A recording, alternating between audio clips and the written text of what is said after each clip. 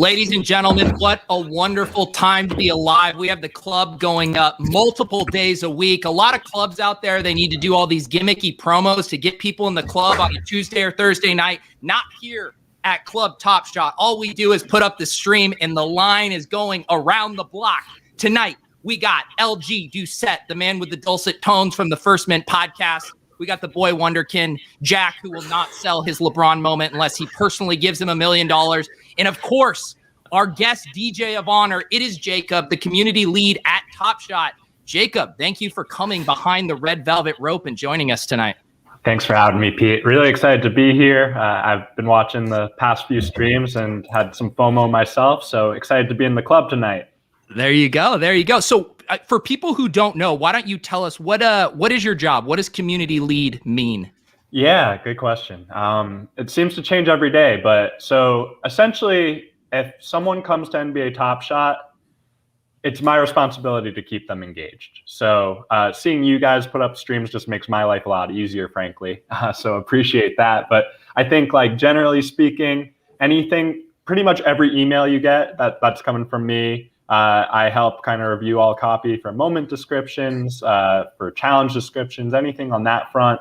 And then kind of just general strategy around sets that we're going to release, packs that are going to come out soon, and making sure that, you know, all of our social channels are always kind of shiny, sparkly, and helping our collectors with any issues they have. So, you know, Discord's obviously grown 30,000 members in the past 3 or 4 weeks. So that's been scorching hot. But Twitter also doubled in size this month. Instagram doubled in size pretty much over the past 4 or 5 weeks. So, you know, things have just been pretty awesome. And you know, you guys make it a lot easier for me to kind of get this community really excited because you are the taste makers.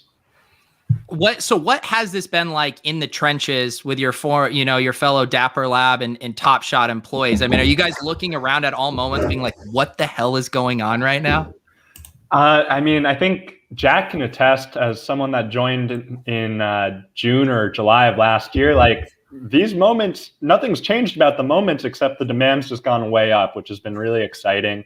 I think, you know, we have a lot of pressure on ourselves to get this site performing at top capacity so that people can come on, not worry about kind of moment lags, anything like that. And we're making great strides there. I mean, we have some of the world-class engineers that have just made the platform what it is today. And we're just really excited. I think, you know, we're measuring our excitement with caution, to quote the late, great Kobe Bryant, job's not done. We have a lot of work to do, but seeing the interest has just been really, really exciting. And we're certainly really happy that others are understanding the value of not just NFTs, but what a Top Shot moment can be in all of these different use cases long term. For sure. LG, you have been, you know, along with Jack in, you know, much longer than I have. I think I learned about Top Shot about 2 weeks ago, and now I have like 8 Top Shot streams under my belt. So life comes at you fast. But LG, as more of an OG, what are the kind of things that you'd like to hear from Jacob? You know, I just want to say, Pete, like, by Top Shot standards, that also almost makes you an OG at this point. 2 weeks is like, I was comparing it to Inception the other day. It's just like, I feel like I go into Top Shot and I'm like, wow, like 10 years has gone by. And then it's like been just one day in the real world. You know, I think what some of us people that were in early, I got in, I think early September. So a little bit after Jack, and I love the product from day one. I still love it the exact same way. I'd say I probably still spend the same amount of time just staring at the marketplace as I did back then. I think we all felt like any great kind of startup or any great product that you're in it early on. I think you always feel like it's got that potential, and you try and explain it to your friends and they kind of get it. They kind of don't get it. Some do, some get excited, some join, some are like, yeah, maybe, like, tell me more some other time. But to see it skyrocket like this in the last couple of weeks, I think it's just been exciting. And I think it's just been fun for the people who were in early and always felt it could reach these heights to see it do that. And personally, to have some of my pals, family members, everybody get in on it, is great. And if anything, my pals who listened to me a couple months back, the ones who actually caught on and got in, are thanking me even more. So it's been nice. Jack, do you want to tell Jacob about your big segment idea here for the next hour? We're going to take email requests and do KYC verifications with Jacob. I figured that's what everyone came for. I do see some people, they're like, yeah, but when did the release 10s drop, Jacob? I appreciate all you do, but I need my fix. So I feel that. Well, how have you balance? I did a show with my buddy Brian last night, and in a bit we do is about how there can be toxicity in these chat rooms, in these communities. What has been the overall, because you get all of this interest, people are obsessed with the product, they clearly love it, but then things don't go exactly how they want it to go, and they lash out, they say mean things. Have you found, the toxicity levels rising, or do you think it's, manageable and realistic based on just the size and how fast it's growing? Yeah, great question. So I would go with two ways there. We have a mantra internally that the opposite of love is not hate, it's apathy. So we definitely see plenty of toxicity and vitriol thrown our ways, but we also know that the only way through, or the only way forward, is through. So we're not going to be able to fix the issues that we've seen with drops until we're able to give proper stress to the site every day. Like, it's really hard to explain to the layman what exponential growth looks like, but we double more or less every week in collector base. And that makes it really hard. Each week we think that we have like the right level of support for drops, and then we've doubled in size, so all of a sudden we have to adjust to a new normal on the fly. But we lean into positivity, and we don't have to lead in with the negativity. So I think overwhelmingly, and I think Luke, Jack, and yourself can probably attest, everyone that's come to Top Shop loves Top Shop, and that love is really passionate, and it manifests itself sometimes with anger, for sure. And we know that anger, is powerful, and it's no one is trying to have us fail. Likewise, no one wants this to succeed more than us here at the company, right? Like, we're trying to make this the best experience for everyone.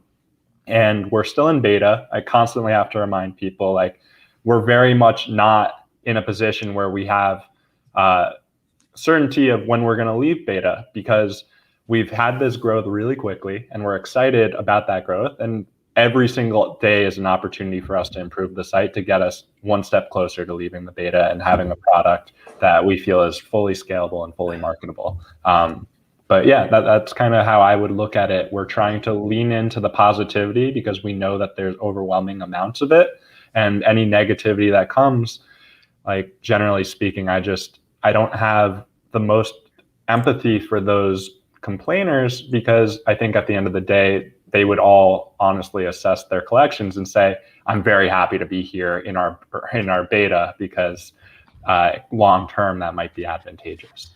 I've heard some people kind of question the beta tag. What does beta mean to you guys? What are the kind of thresholds you're hitting to move out of it? Because I think the contrarian opinion I've seen is like, hey, you guys are doing massive volume, tons of users, like the product is mostly in its finished state. Why are you still calling it beta?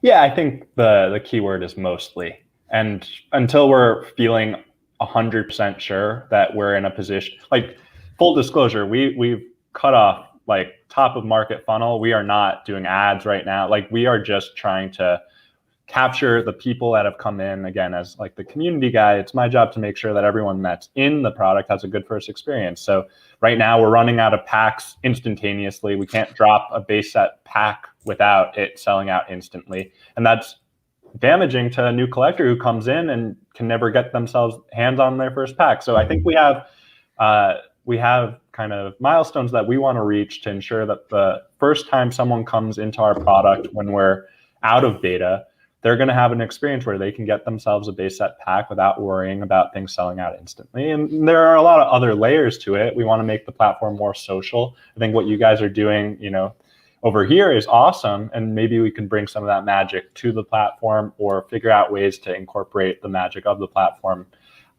both on Discord, Twitter, Periscope, wherever it might be. So, I don't have like a full-on rubric of we need to check this box, and this box. But I think you'll know it, and the community will know it when they see it, that we have made strides already, and we have a lot more strides to go before we feel 100% confident that we don't need to be in beta any longer. What are some of the, because I feel like what the kind of big thing, I mean, aside from all the tech stuff that you guys are juggling, is how to, serve all of these new customers that come in, want to just get involved, want to rip open a pack, with also the super high-end investors who are making super big, investments in certain moments that they believe are going to hold value long-term. Obviously, more moments can dilute the, the scarcity of some stuff. How do you guys kind of balance that with your roadmap? Because I assume you have some tough decisions coming up here with how you kind of release stuff. Yeah, absolutely. I think it's a good question. We're still weighing that. And I think that's another kind of ties back to the question of when will you know you're out of beta? I don't think we've gotten every release right just yet. And I think it's worked out that 99% of the time we are right, and we have pretty good inferences. We have really smart game designers on the team that have really owned that kind of content release schedule. But I think, like, frankly speaking, that's going to be something that we're always weighing, right? Like, we have 10 times the collector base that we had yesterday, and or not yesterday, in the past few weeks. And what that means is that a legendary moment, Jack's from the top LeBron out of 59, the demand for that moment is so much higher than it was 3 months ago. And as we continuously bring more and more collectors to the yard, I don't think we're going to have a position where legendary moment, we can really afford to get a legendary drop wrong, right? We can't risk someone getting multiple of those packs. We want to ensure that we have high quality control so that the experience is democratized.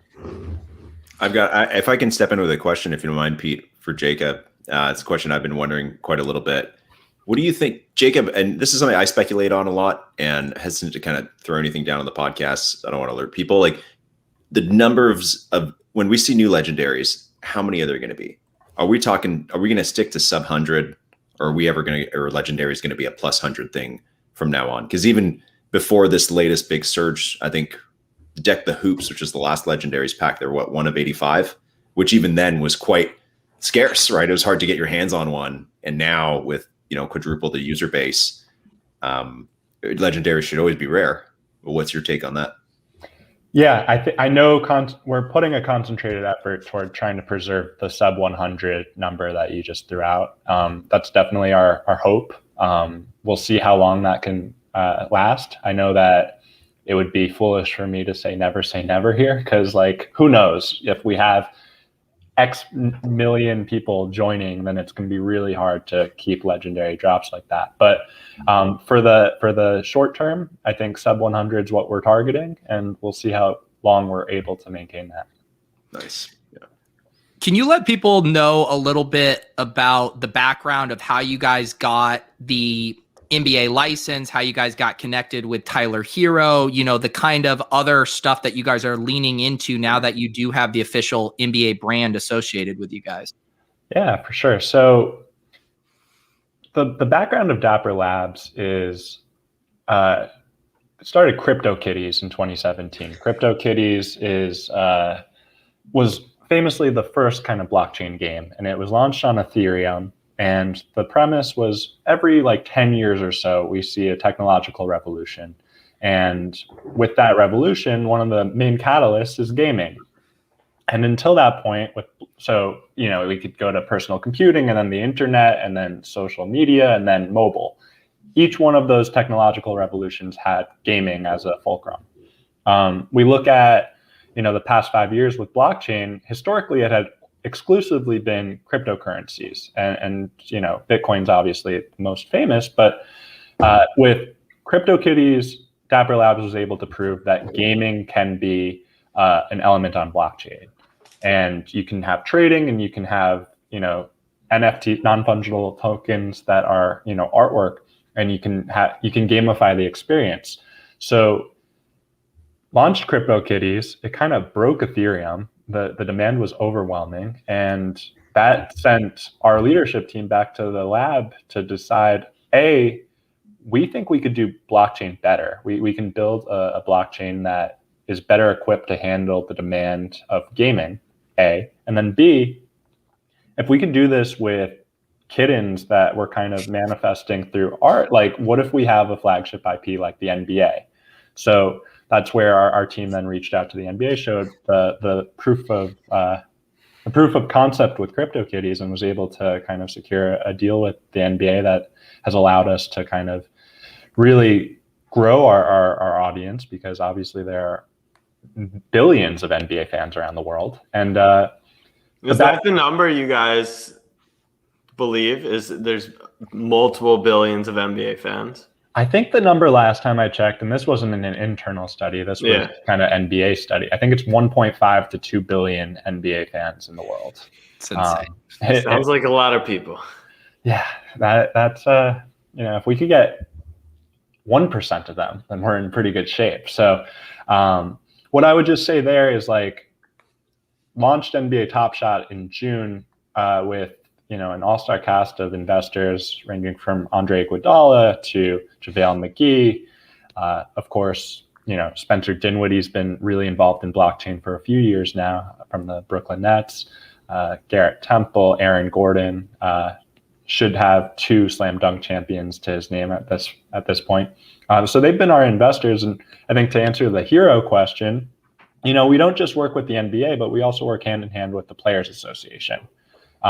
So they helped us kind of find someone like a Tyler Hero that has a young fan base and is interested in technology. Obviously, Andre Iguodala and Tyler Hero are teammates, so there were conversations on that front. And that's how Tyler Hero kind of came into the fold. Is he, because I know there's been some rumors and stuff about a European campaign with Brogdon, but does Tyler Hero own any Wait, let's try that again. Did I mess up the name? No, Bogon? Yeah, there we go. Bogon, my bad. See? No. Say it again, Jack. Coach me through it. No, Jacob actually knows, because there's 2 of them. Jacob knows the correct pronunciation. Yeah, so we are working with Bogdanovich of the Atlanta Hawks. That's the one I was looking for.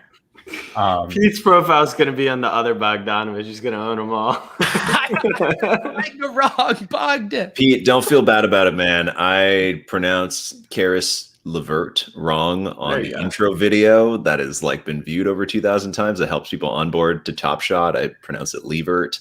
And then yesterday, I mentioned this on podcast today, but yesterday's podcast, I mentioned Shea Gilgeous-Alexander's name wrong, or it might be Shy. That part I still don't know, but another Twitter user pointed out that couldn't even pronounce my fellow Canadian's name properly. I was saying Gilgis, but it's Gilgeous.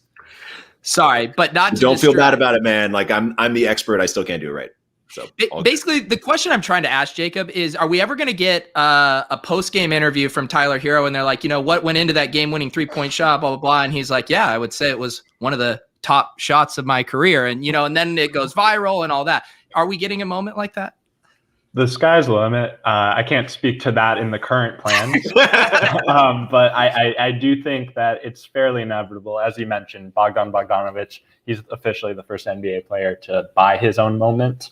And I think as time prevails, we're going to see lots of players coming to the platform. We've certainly seen just in the last year, and I think Jack could speak better to this than I can, NBA players are buying up their cards. So if they can start buying up their best moments, why wouldn't they just make that natural translation? Yeah, that makes sense. You ever see, Jacob, an environment where Tyler Hero hits the game-winning shot and then he can decide that it's going to become an NBA Top Shot moment on the spot in the post-game interview, where he's like, yeah, you know what? I got to pick one from this game. I'm going to pick that game winner. Let's mint it tomorrow morning. It's coming out in a new pack.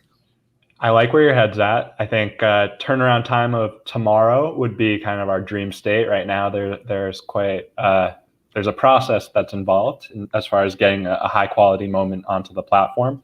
But yeah, I definitely foresee that happening. And, I actually think that our leadership team is extremely eager to partner with NBA players in any capacity. And if that involves kind of getting them equity into their moment somehow, then that's a conversation that we're not just willing to take, but eager to take, because we know that the game is driven by the players. It's a players' league.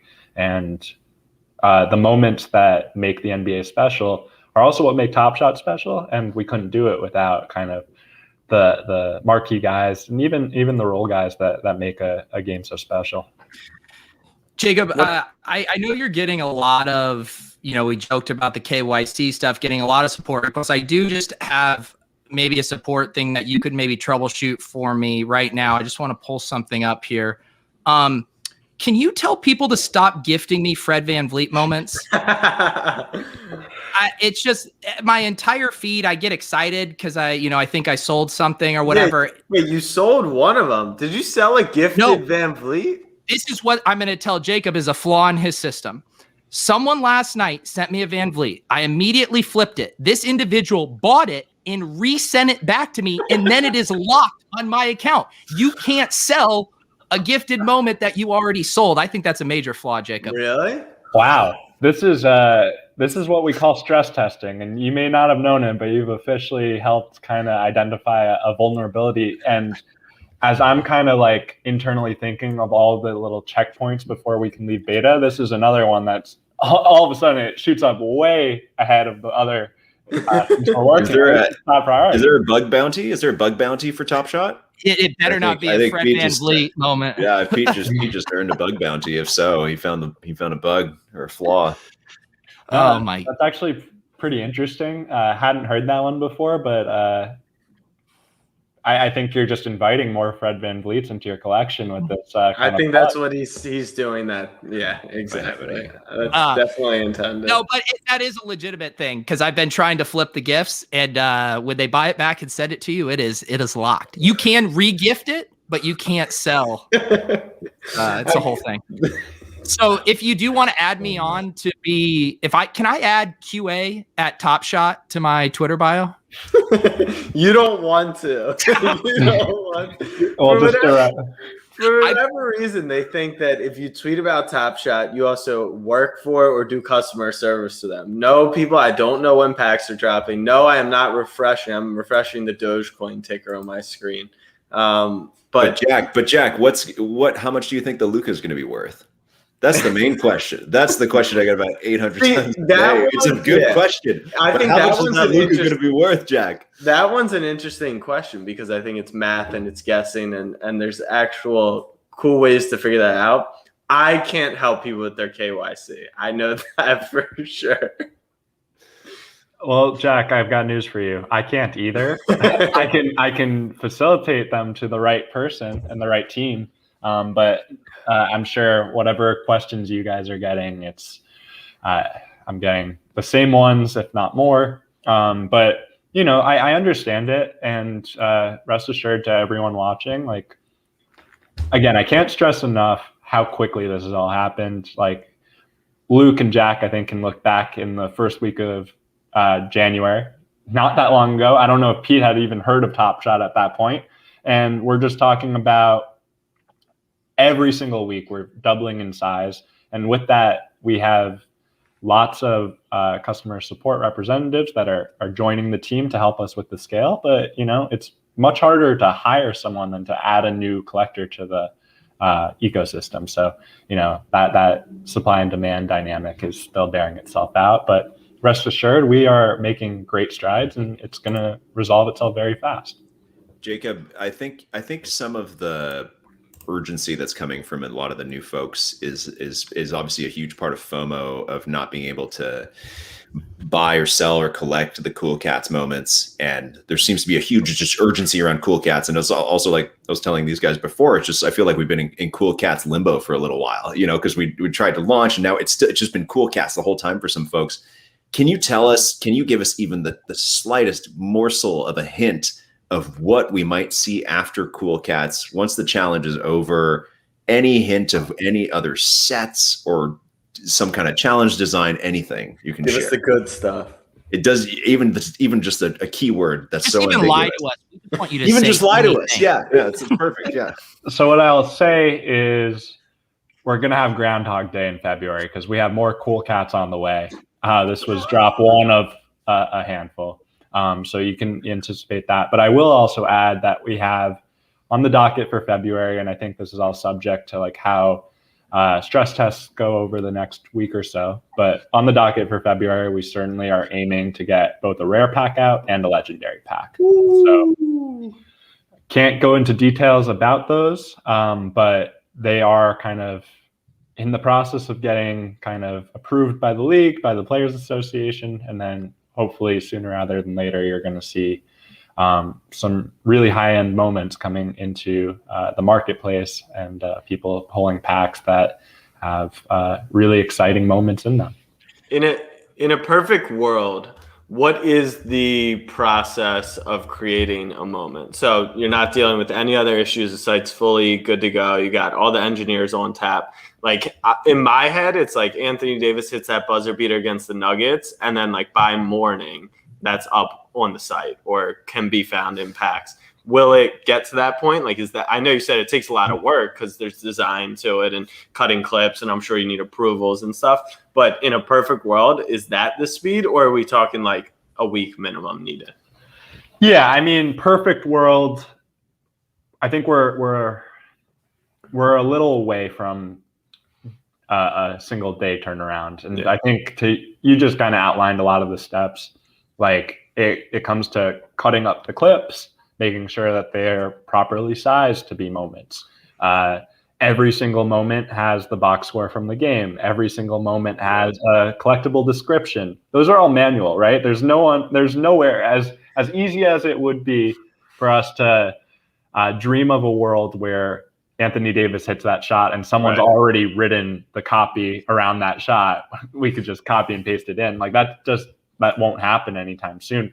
So I think the biggest foundational point here is we're working in collaboration with the league and the Players Association. Right. So nothing makes it to the platform without their thumbs up. That has been a really great partnership, and we're really excited about the future. But I think everyone that is working on Top Shot at the league office is also working on a million other things for the NBA. So we're not in a position to expect a single day turnaround, but we can kind of, especially as we continue to grow, I think we can continue to voice kind of what would be dream scenarios for us and see what the league and the Players Association can do to help make that happen. Nice. Do you guys have like a resident economist or someone that projects how these certain things will generally impact the market pricing? Yeah, we have a savant on the team. It's all kind of in his head, and I just kind of go to him like, hey, quick thought. Like, what if we did this with the future rare packs? And he's like, we can't do that. I'm like, okay, I trust you. He has, how often is that savant right? I would say to date, it's in the mid 90%. And I think the one instance where I think we collectively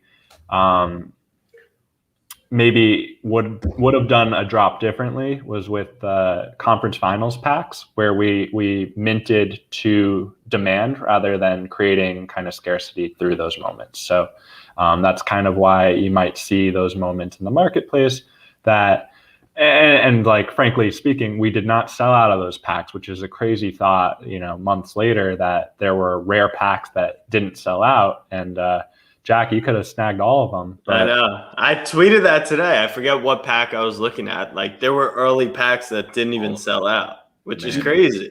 Not even that long ago. We had legendary packs that didn't sell out not even that long ago. Could you imagine the site if there was a legendary pack drop right now? It's insane.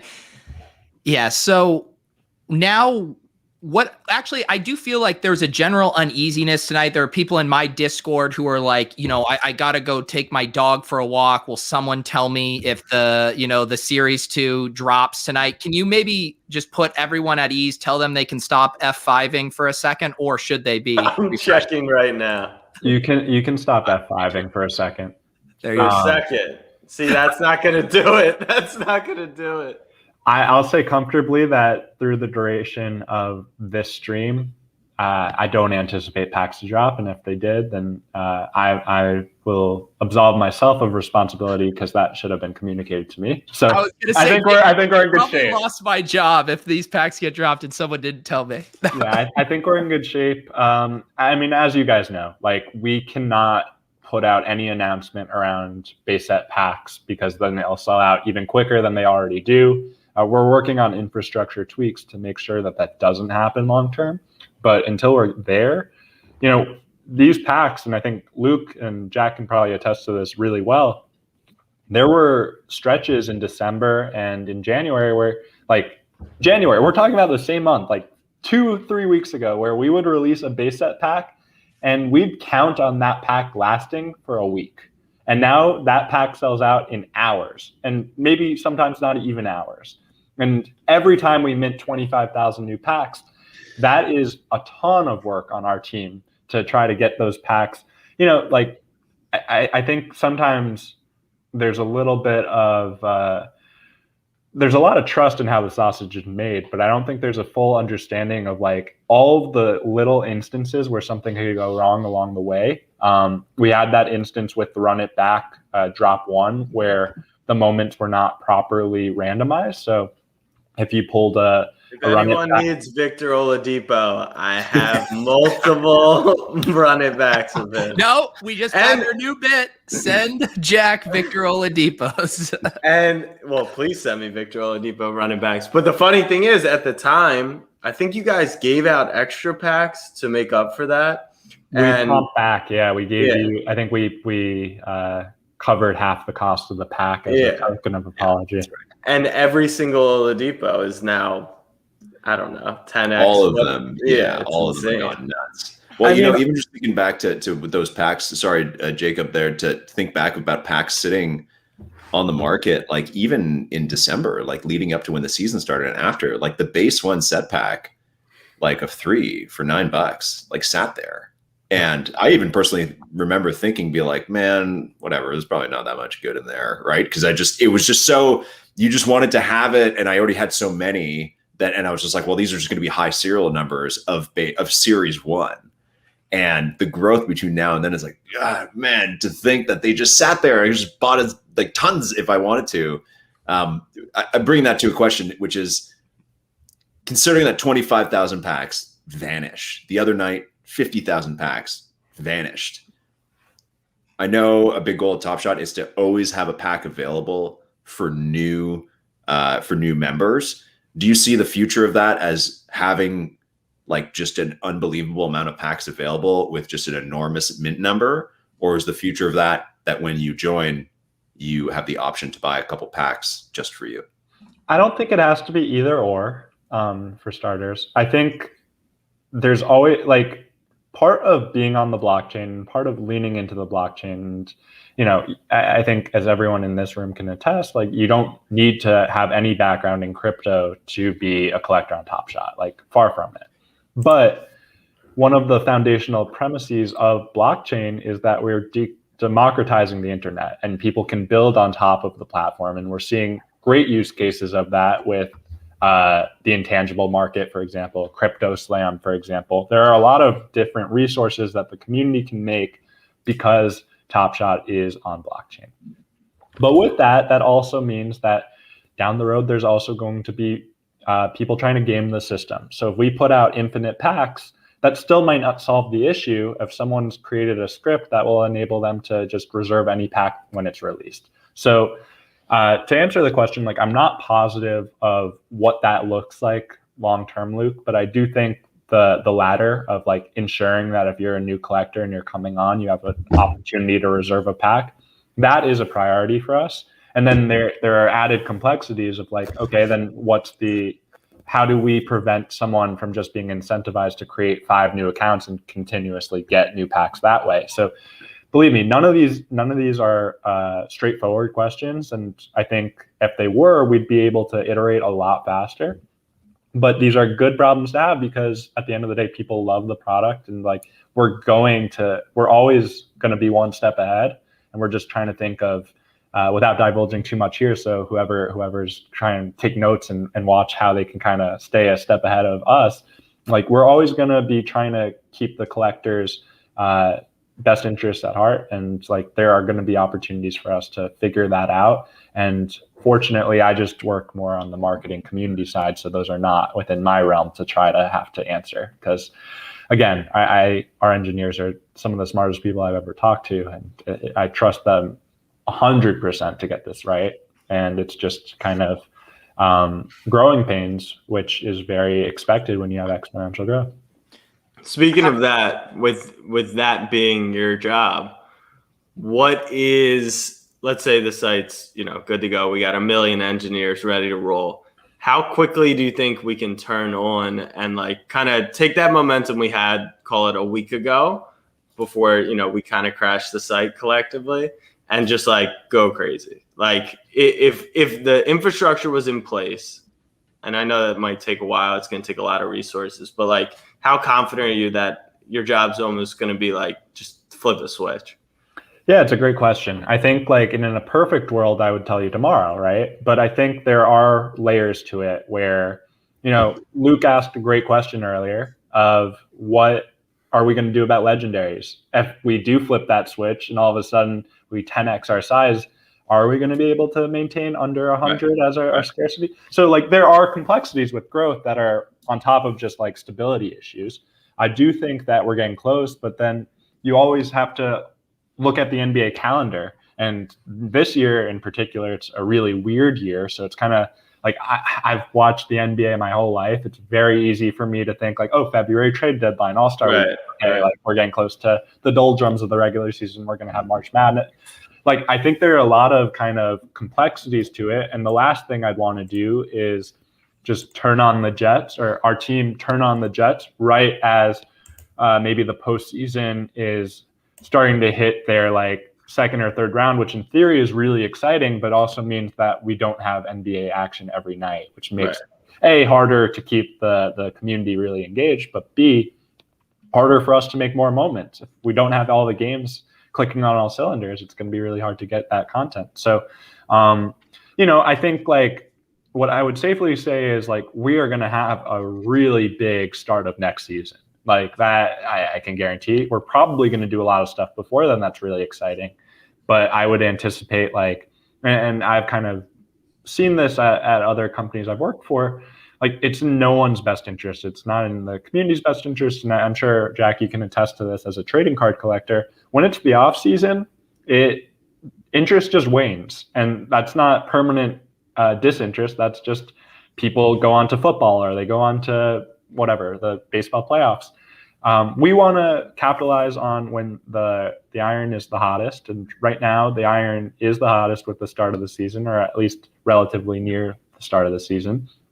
But I mean, as you guys are all aware, like we're going to be very deliberate with rolling this out and growing this. And I think that doesn't mean we can't be strategic with partnerships and get things off the ground. But I also think that it gives us an opportunity to kind of evaluate the best way forward.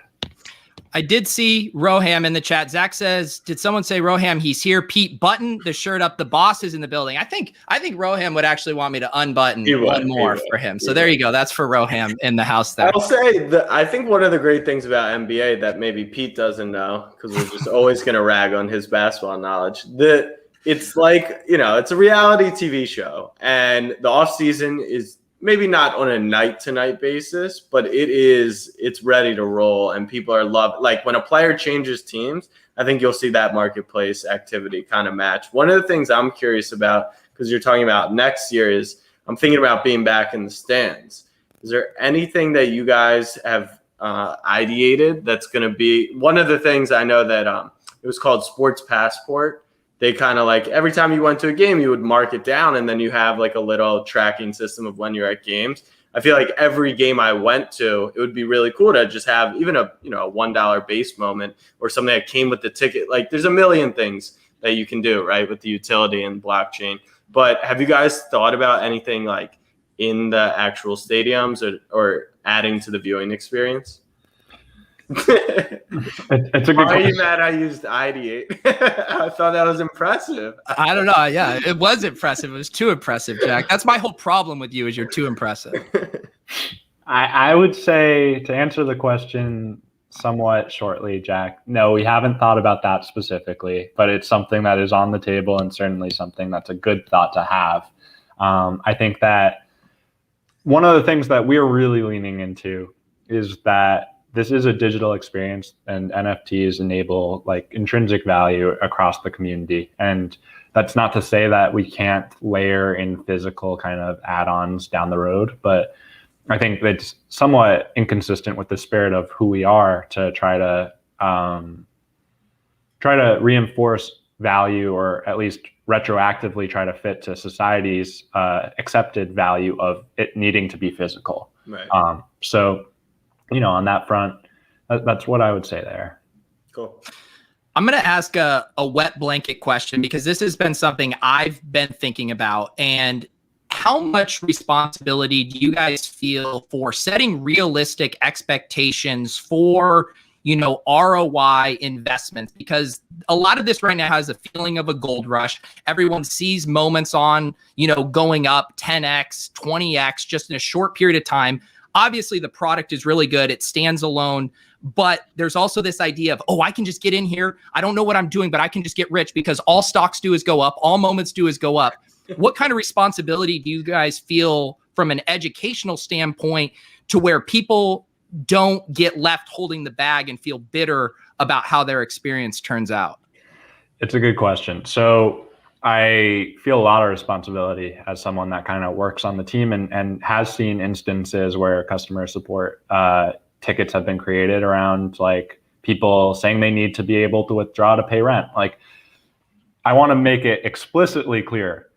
I would not play NBA Top Shot with money that you don't have to spend, to play with, right? Like, I don't think that it's responsible. I think that there might be economic upside, sure, but it's an investment, and with all investments, there's risk. And I don't want to, I don't want to kind of touch on territory that might get myself in trouble with, like, I'm by no means proponent for anyone kind of spending money that they don't have to spend, is kind of how I would put it. I think that the market is like anything, like there's a lot of possibility, but there's also on possibilities end, there's upside and downside. So I think people should make sound investments and do a lot of research before they invest.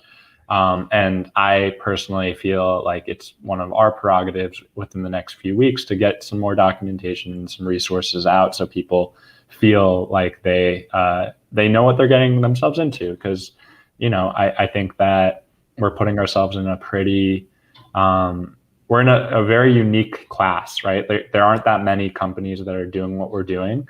And with that comes a lot of responsibility to make sure that people are enjoying the process without being irresponsible.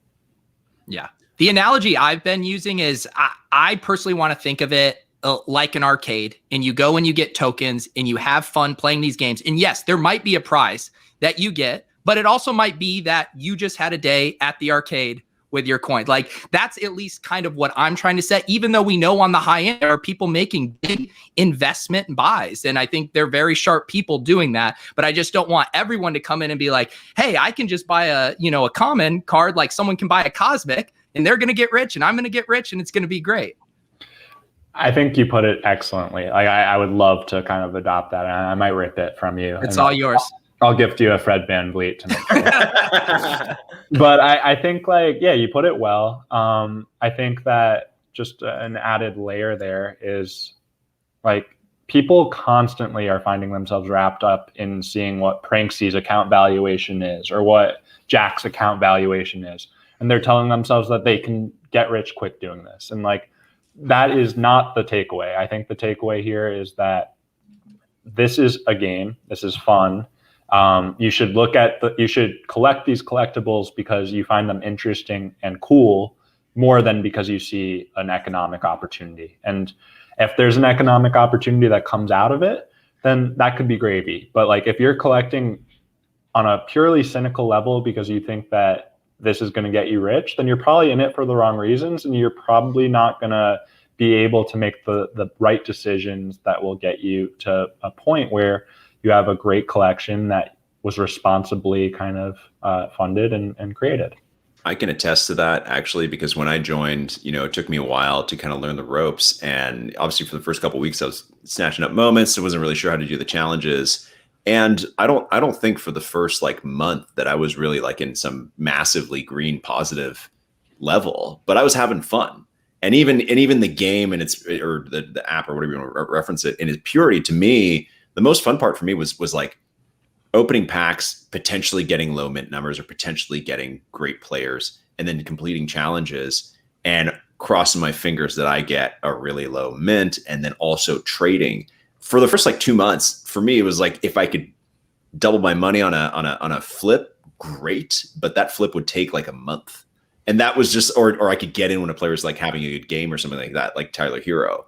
But I think I think that right now it is very attractive because people have been boasting about how much money they've made or what their account value is. But I think once you get past that layer, in itself, Top Shot is super fun outside of trying to, 10x your money.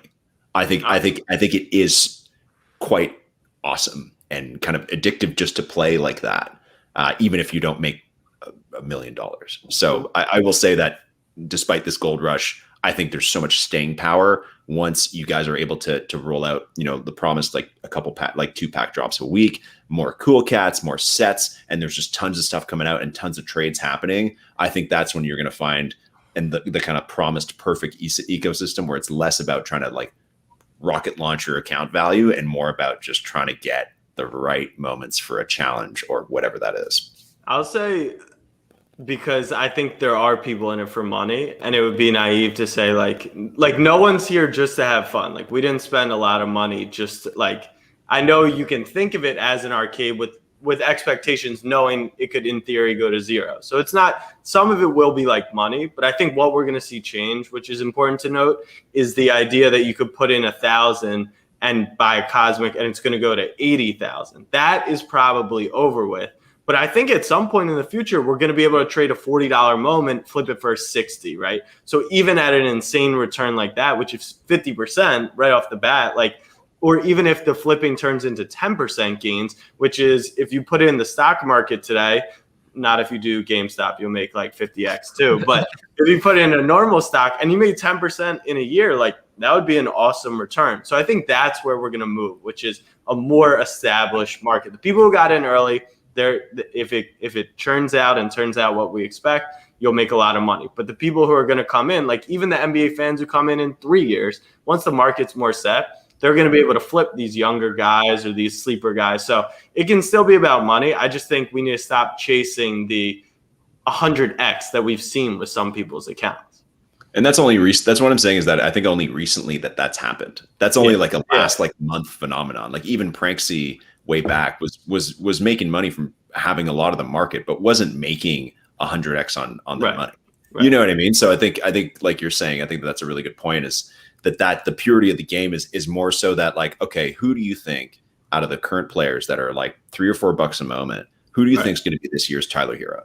That overnight they're going to rocket launch. You know what I mean? Like that's where I think the fun is that people get to, it's in a sense a bit like fantasy there, where you're like, okay, here I'm putting a bit of money into what I think the future potential is of this player, or putting it into more established. And that's kind of where you have a really fun ecosystem. Yep. And I play on streams. I play in dynasty football leagues where you draft a guy and you could have them for their entire career. And then I play daily fantasy where all I care is what they do on Sunday. Right. This kind of marries that, where you can have the long-term hold. It's your guy. It's your favorite. Or you're just playing the daily stock market. This guy I think is going to have a great game. I'll try to take some profits off the table after he goes off for 40 and then, reverts back to, the mean, that kind of stuff. So I think that's really where the product shines, is being able to play it from very different time horizons.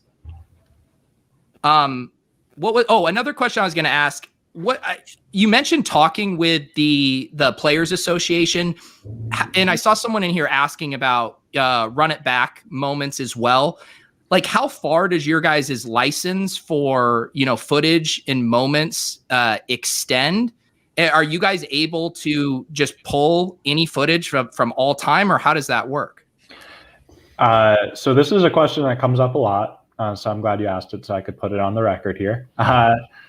We can theoretically go back as far as history, right? But the major but and the major caveat to that is our partnership with the Players Association does not include every retired player. So there are some players that I think we can all kind of think of in this room. I'm literally not allowed to talk about right here because I could put myself in trouble. That we're not allowed to feature highlights or moments of them in Top Shot without the express written consent from the player. So that would require. That's a good line. I love that.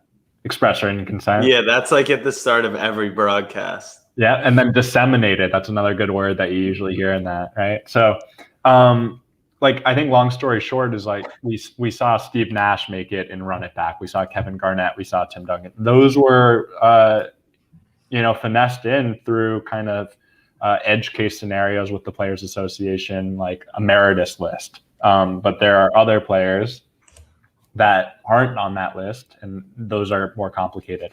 But I will say, like, it's very likely that as off seasons in the NBA happen, we're not just going to stop making moments. We're going to then go into the archives and try to get some more run it back sets from different years. I think you're going to see a run it back set well before that too. I would anticipate in maybe the next month and a half that we're going to have another run it back set. So I think they're really exciting. Nice gem, chat. That's a good gem that was dropped. All right, now let's talk real business. Like, where the fuck is Emmanuel Quickly? Because I have so much cash sitting on the side, and I'm gonna own every single Emmanuel Quickly moment. So Emmanuel Quickly, you asked for another gem. He's coming soon. He's coming real soon. I can't wait. There we go. There we go. Now we're getting some good info. After I Google that guy, I'm going to be so stoked. He's one of a few different rookies that we're looking forward to releasing in the very near future. What about other vets who don't have, I got a buddy that would own one of his own moments, but I'm trying to buy them all before he tries to, so I can just sell it to him. But what about other vets? Why do some guys just not have moments? There are some players, like Blake Griffin is by far the most famous of the players that doesn't have one. Blake doesn't have one, yeah. And the reason he doesn't have a moment is we were anticipating trying to get him into the run it back set. That didn't work out for whatever reason. Again, I don't have full visibility in there, but he's a priority, right? We need to get him in. Obviously, Klay Thompson, if he would have, he's one of my favorite players and certainly a fan favorite of the league. But he hasn't played in 2 seasons. So unless we did a run it back, it would be impossible to get him in right now. And then there are other guys like Jack. I don't know if you have anyone in particular that comes to mind, but we certainly have a wish list of, I think recently you saw Will Barton, Malik Beasley make their debuts on Top Shot. Those are guys that I've always thought were underrated. And Malik Beasley right now. I got another guy for you if you need. You know where to find me. My boy Derek White, Spurs. He's been playing better. He has. So this is what I'm curious about, because when I think about a player like him, a bunch of the guys' moments, it's not the top moments of their careers. It's not going to be right. It could be in different seasons. He has a play. So I guess any Series 2 or Series 3, is it only going to be from that season if it's not run it back? Not necessarily. So could a moment, a base comment come out that was a play they made in 2019, or it's just going to be 2021 for Series 2? I believe the latter there. Okay. Yeah, I think if it's going anywhere into history, we're running it back. That makes sense. But yeah, Derek White's a great player. I'm 99% sure he went to Colorado, and Spencer Dinwiddie's an investor from obviously the same school. So I think it's a matter of time that we try to get a Derek White moment in there. I can't speak to why he hasn't been in yet, but again, there are a lot of NBA players to cover, and he'll make it in due time. And I think you just saying his name, I'm sure there's someone from my team listening that's Derek White, that's a great idea. All right, cool. What's the Jacob, great? Go ahead. Go ahead, LG. I was going to ask, when are we going to see some of those rookie tags or badges? That was a question I asked the team just today. I think we're going to see it soon. Soon could be around the same time that like we're launching some of these more special packs. So I would give everything here like a little bit of a 60-day frame, and don't hold me to that. Like if it goes more than 60 days, then that was, certainly not my decision. But I think like we're weighing a lot of different priorities, and we only get one chance to really like. You think back to trading cards. You think the rated rookie logo, right? What an epic logo. You only get one chance to really make a badge like this. It's a huge opportunity. And there are a lot of cool ideas floating around of how we're going to stylistically make it look. Will it be on the moment itself? Will it be on the thumbnail? Will it be on both? There's a lot that goes into making that type of decision. And I think that we're close. I know that like it's a priority for us, but I also know that because we got that information out to the community that it's coming, we kind of were able to take a sigh of relief that some people, everyone's playing on the same playing field. There is essentially what I'm trying to say. Lilana, I really appreciate the super chat, but my guess is Jacob, to get him to kind of undercut the entire, company's roadmap and to drop a pack on his own accord as kind of a rebel actor within the Top Shot. The number's probably a little bigger for Jacob to do that, but I do appreciate that. I want to say, yeah. Think about everything we've discussed tonight. Think about everything that's in the pipeline. Think about everything, think about the potential to this. And I know there's 12,000 plus minted just in Series 2, and it feels like there were site problems.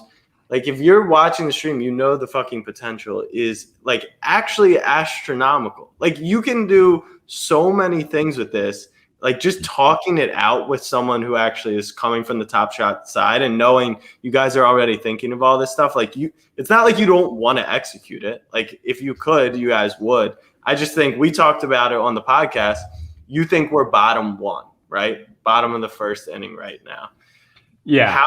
What is is top of the ninth, which I guess you would never really map out getting all the way there, but is that in 10 years or because the speed of technology, like you said, like this shit happens so quick, is the start of next season, are we there? Like everything is there. Are we talking Top Shot specifically? Top Shot specifically. And that's a whole nother thing. Maybe we can finally get a sport that Overzet actually understands. Like that's in a dream world, But Top Shot specifically. I watched 4 minutes of the Rockets game tonight, so I am now an NBA thought leader. So just relax, Jack. Jack, it's a good question, and I appreciate it. I don't have a good answer. Let me think on what I would want to say there. Give me maybe 10 seconds. Go for it. What I would say is that I think that there, as you said, there are so many different things that we can do. I think bottom of the ninth is like we're finally activating top of the ninth, I should say. They were pissed I used the baseball term. Hey, Jake. The other day. Which Alex Jones is that? Mid fourth quarter. Jake, I thought they banned Alex Jones from the internet. I want you to flesh out this analogy. The beer vendors have shut it off. They're no longer serving alcohol. They've already sang "Take Me Out to the Ball Game." What does Top Shot do in this scenario? I would say like you might be seeing some footage and some moments from back in the day, like black and white, right? Like before we had color. Like there are so many and we've got so many run it back sets before we get to I can't say any retired players that I don't know for sure are on the list, unfortunately, but maybe I can hint that someone say like a very historic player maybe. How short were their shorts? How about that?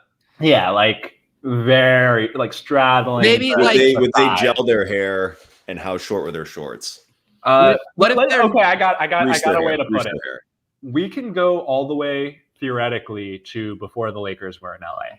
How's that, right? Like there's Oh, a the lot true of Lakers. Nice. there's a lot of terrain to touch on with Right, and that's many- why when people are so obsessed with like Series 2 has a few too many minted people, like think about how many NBA players we have that are going to be like, and everyone's going to have. You're telling me there's not 12,000 Larry Bird fans? There's not 12,000 Magic Johnson fans? Like there's literally, it's the potential's there. Does his name rhyme with George Lycan?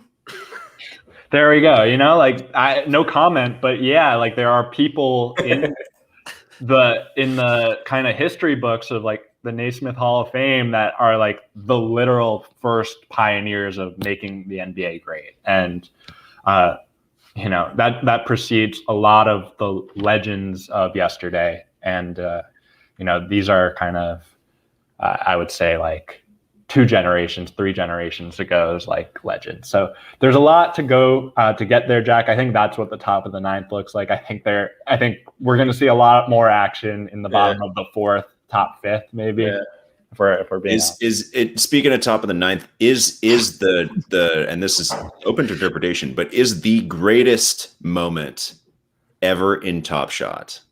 Is that, I know that there's like the Genesis moment and all that stuff, but is that you know, many might consider that the number 1 LeBron Cosmic right now, or the Hollow, or some of the Kobe dunks. Is it out already, or is it yet to come? I could say safely it's yet to come. Does that diminish value? That's okay. So let me peel back, because as Jack and I were talking about last week or yesterday, this week. Yeah, no, that's the Top Shot week is 24 hours. Yeah.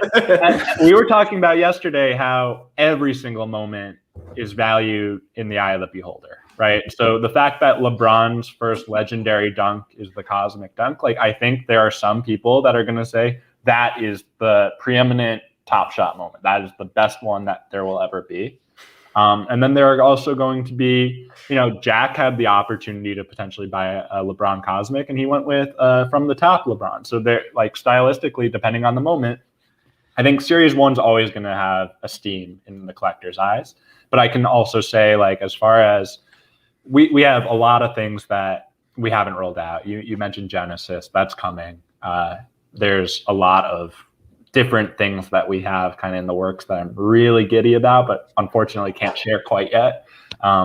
So I would say like the moment that goes for the most long term, I would say, at least for me, as if I were collecting, I would say like, you know, Ray Allen's shot, right? Ray Allen against the Spurs, or a rookie LeBron, like something like that to me would be just unreal. But, you know, I think, again, everything's in the eye of the beholder. And who's to say 5 years from now, there isn't the next LeBron in the draft, and that player's first basket in the NBA could be kind of what becomes the new gold standard of Top Shot moments. Totally. I meant it actually more as like, thanks for explaining all that, Jacob. It's good perspective. I meant it more as like, even one of the things that I like the most about Top Shot is that there's still so many great moments to come in the NBA, right? Like we don't know what this year's playoffs are going to be. So even someone like LeBron, you know, has LeBron had his greatest career moment yet or not? Right. And even think about Jordan, you could argue that some of his greatest moments were at the very end. Right. Even Last Dance is like great, kind of documents that, right? So it's even LeBron, like what's his best moment so far? Maybe the block, right? In Game 7. But this year, what if it's Lakers and Nets or Bucks in Game 7 and LeBron hits a buzzer beater 3-pointer to win it? Like that he would have to take the last shot. He's more that's pass on the last. What I'm saying is like that becomes the ultimate LeBron. What about Bronny to LeBron alley-oop? Okay. That would be crazy. There's so many things that could happen. I just mean, like, I just wonder if there's still so much potential into Top Shot, and there's so much basketball still to be played. So I just think you could see the in terms of the emotion of the moment still to come in a sense. No, it's a great point. Like, I don't think there's one consensus, this is the best play ever, right? Like, I think if you looked at, like, that's the most unbelievable play ever, it's probably that Isaiah Ryder, like, half court shot where he, like, tosses it over, like, the back. For everyone in the chat, just YouTube Isaiah Ryder trick shot. Like, it will blow your mind. Like, and I hope I didn't get myself in trouble because I don't know if he's in the Players Association or not. But, you know, just generally speaking, Jack, are you watching this? What, the chat? Nice. No, the Isaiah Ryder. No, I'm not. No, I actually don't know. Yeah. I'm laughing at this chat, super chat, where someone wants Jackson. Well, CB3 is my favorite player, so it might come at a premium if I'm buying it. No, I haven't seen that. I thought you were talking about the one where the guy, I don't know who it is. I think it's Terrence Ross, chucks it into the crowd. It hits the lady in the face, or the guy who throws over the backboard. People have been asking me, like, would the NBA PA is it MBPA or NBA? NBPA, yeah. NBPA. Can we get a guy on this show that actually knows the league? I mean, come on. Would they ever let you guys do meme moments? Because the internet, like, if you have J.R. Smith dribbling out the ball, or you have, like, you know, any of that stuff, that, like, the number 69 of that J.R. Smith moment sells, like, at least 5 digits. Yeah, I mean, absolutely. Like, don't disagree with you. Yeah. It's a question that I know we floated internally. I think we're a little sheepish to present. Like, I think a dream state, like April Fools, that makes a ton of sense, right? But who knows? It's, again, I think, like, more times than not, our partners have the best hunch and the best instinct, so we just defer. But this is the Isaiah Ryder. I think this is the craziest play in NBA history, frankly. Oh, goodness. Here's a question for you, Jacob. Why would anyone pay for this moment when we just watched it for free on YouTube? I mean, come on. It's a good point, yeah. No one's ever asked you that, have they? I've never heard that, no. Jacob, I feel like we've covered this a few times, but I was thinking about it the other day because I was looking at the Steve Nash run it back. What goes into moment selection? So we have a team that, like, I think for run it back, the original set or the original packs, we did 2013-14 very conscientiously. Not to pun it, but we ran it back in conjunction with the MVP moves Giannis's, right? So we wanted to have MVP moves Giannis and Giannis's rookie season in the same kind of drop. And we were able to do that. That's kind of where the 2013-14 pack really came from. But, you know, with that, then we have to look at, okay, who's on the NBPA alumni list for who can make it as a moment. In that case, like Steve Nash, Kevin Garnett, of course, like, I would love KG on the Celtics to be his first moment on Top Shot. I would love Steve Nash on the Suns to be his first moment on Top Shot. Those moments will come in time, for sure. But, you know, we're operating in kind of the terrain of, like, what we can do right now with licensing and legal full consideration. And I think, like, you're absolutely going to see more players in future on it backs that are legends, Hall of Famers, that may not be wearing the threads of the team they're most known for playing for, right?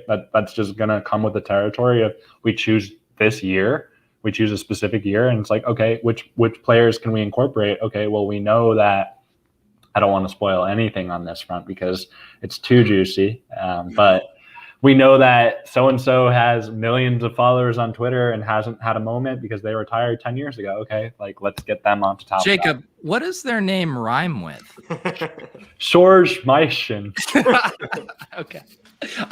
There was a question, another one of the super chats, which are how you get behind the velvet rope here at Club Top Shot. Tim was asking, this was a conversation we started on a previous episode about the gamification of stuff and the different possibilities. I think Swishy was one of the first ones that are out.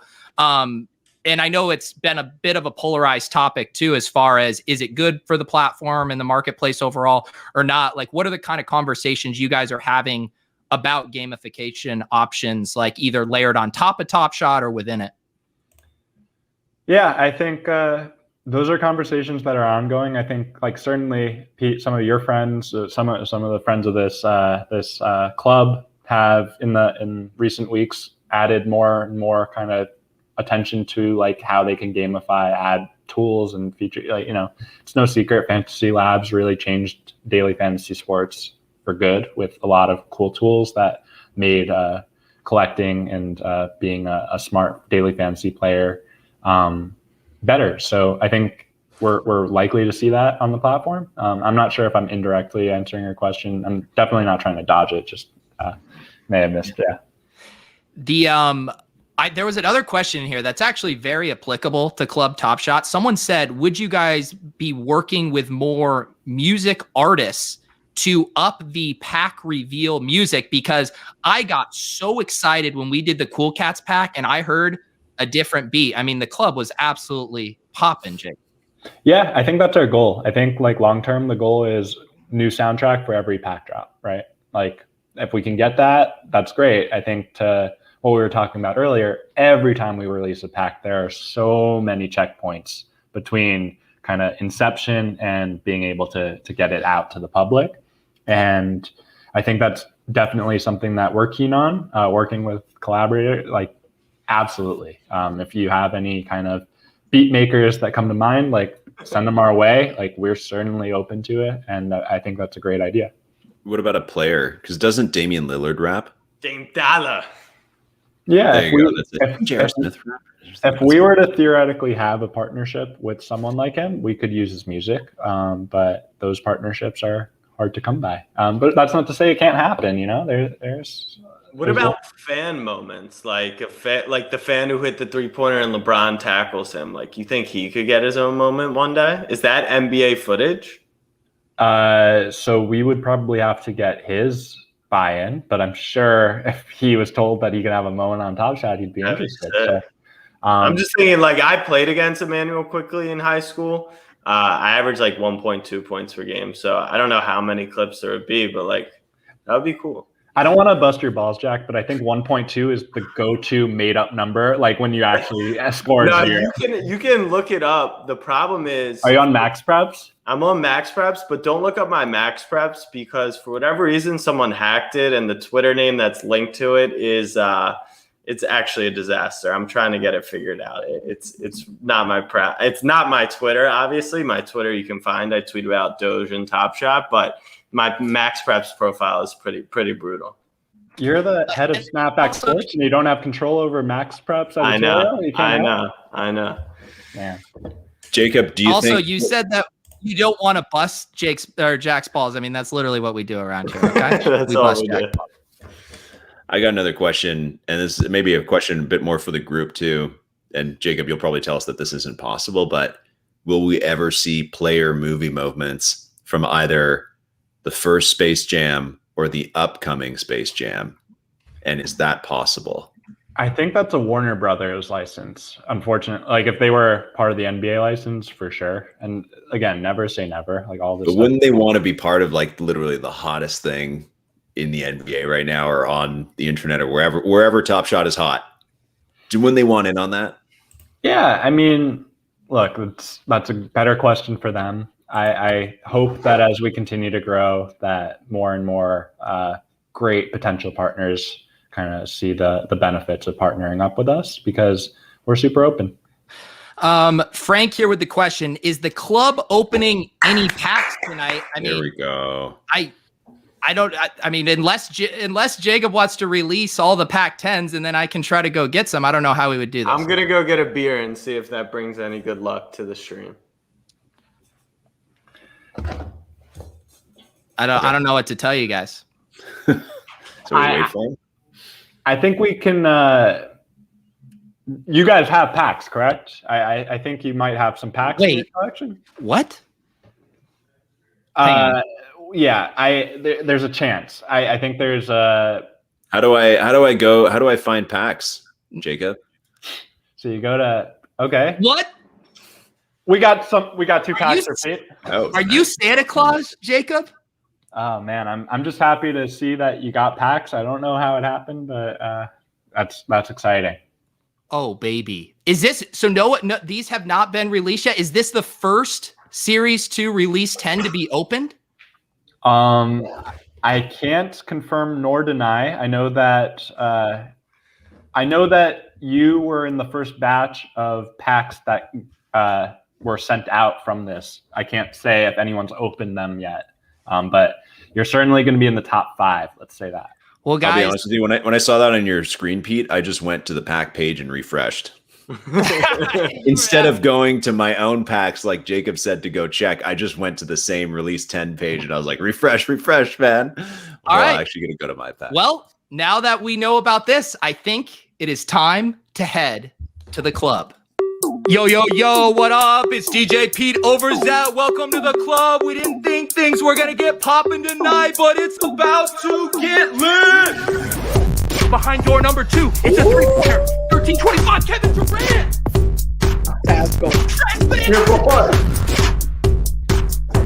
We're going to get a LaMelo. We're going to get a Luka. We're going to get a LeBron. Victory reveal. Let's go. God damn it. I don't need another layup. To the window. To the wall. The De'Aaron Fox stripped down my ball. 293 assists. 293. Everybody get their drinks. Let's get a cheers tonight before we open up these 9 packs. Ladies and gentlemen, we didn't think it was happening tonight, and then Jacob, Mr. Santa Claus himself, came through in the clutch like it was the top of the 9th. Jacob, let's rip open some packs. I like getting myself to Harry Hanukkah, but Santa Claus. My bad. I didn't mean to make an error in my cultural appropriation there. It is time to open a Series 2 Release 10 here on Open Mic Night. We thought this was going to be a little chill. We thought LG was going to do some slam poetry, but now we're about to turn this up. Face set, Series 2 Release 10, opening 1 of 2 unopened packs. Click to reveal. We got a Cam Reddish assist. He's a good player. Ooh. Look at that assist, the one-handed. Nice. LG, what do you think about this moment? Oh, I love that it's also a John Collins highlight, man. He's my guy. Nobody loves John Collins more than LG Doucet. This guy's I might be the only one, man. Everybody listen to the First Mint podcast, soon to be renamed the John Collins podcast. Click to reveal. Ooh, we got a Nick. We got an Alec Burks assist. Alec Burks. Tell you, I wish I had number 1 Alec Burks. Tell you that much. There we go. All right. The club is about to turn up for this 3rd card. Let's get a low serial. It's time to get a rookie. Let's go. Man. Let's get a rookie. At 9731, we got an Andre Dumb and Drunk. Dumb and drunk. I'm dumb and drunk, and this is an Andre Drummond dunk. Nice place. It's a Mooney. win. That's a nice. Hey, Jack, we're trying to turn this up in the club, and you're refreshing the Doge ticker on your computer right now. Can you please focus? We're trying to turn this up. Let's go to pack number 2. Let's go. Yeah. Let's get some rookies in here, man. Let's get one of the last LaMelos. Hang on, Jacob. I had another idea for the Top Shot crew. Anytime there's a loading screen on Top Shot, like trying to get a pack or right there, it should say 1 moment, please. I like it. You're well. All of these are on the house tonight. Nah, you're getting some VanVleets, brother. That's true. Send me your VanVleets. Please don't, actually, unless I can resell them at markup. Click to reveal. 30, ooh. 88, a Kawhi Leonard pointer. Hey. Ooh. Is this when he hits 10,000 points, or is that a different play? Yep, 10,000. This is the 10,000 point play. Yeah, nice. This seems nice. Is this new recently added to these comments? This one, or it says it's been out for a while? I think that one's been out. Okay. I haven't seen it personally. I thought it was a new one. Oh, a double. Yeah, no. Sorry, I just pulled it up again. Oh, okay. I was like, we're running it back to run it back. The moment is from less than 3 weeks ago, so it couldn't have been out for that long. Okay. Yeah, it's true. Yeah, so that's one of the new ones. That's one of the new base Series 2. Oh, nice. Yeah. So the club getting new moments, making friends. Click to reveal. 25-64. Another low. A quick Hey, nice. promo. That's his first moment. I saw the sparkle in LG's eyes when he saw a Falcons dunk, and he was like, "Is this John Collins?" A who dunk? A what dunk? John Collins. Did you say?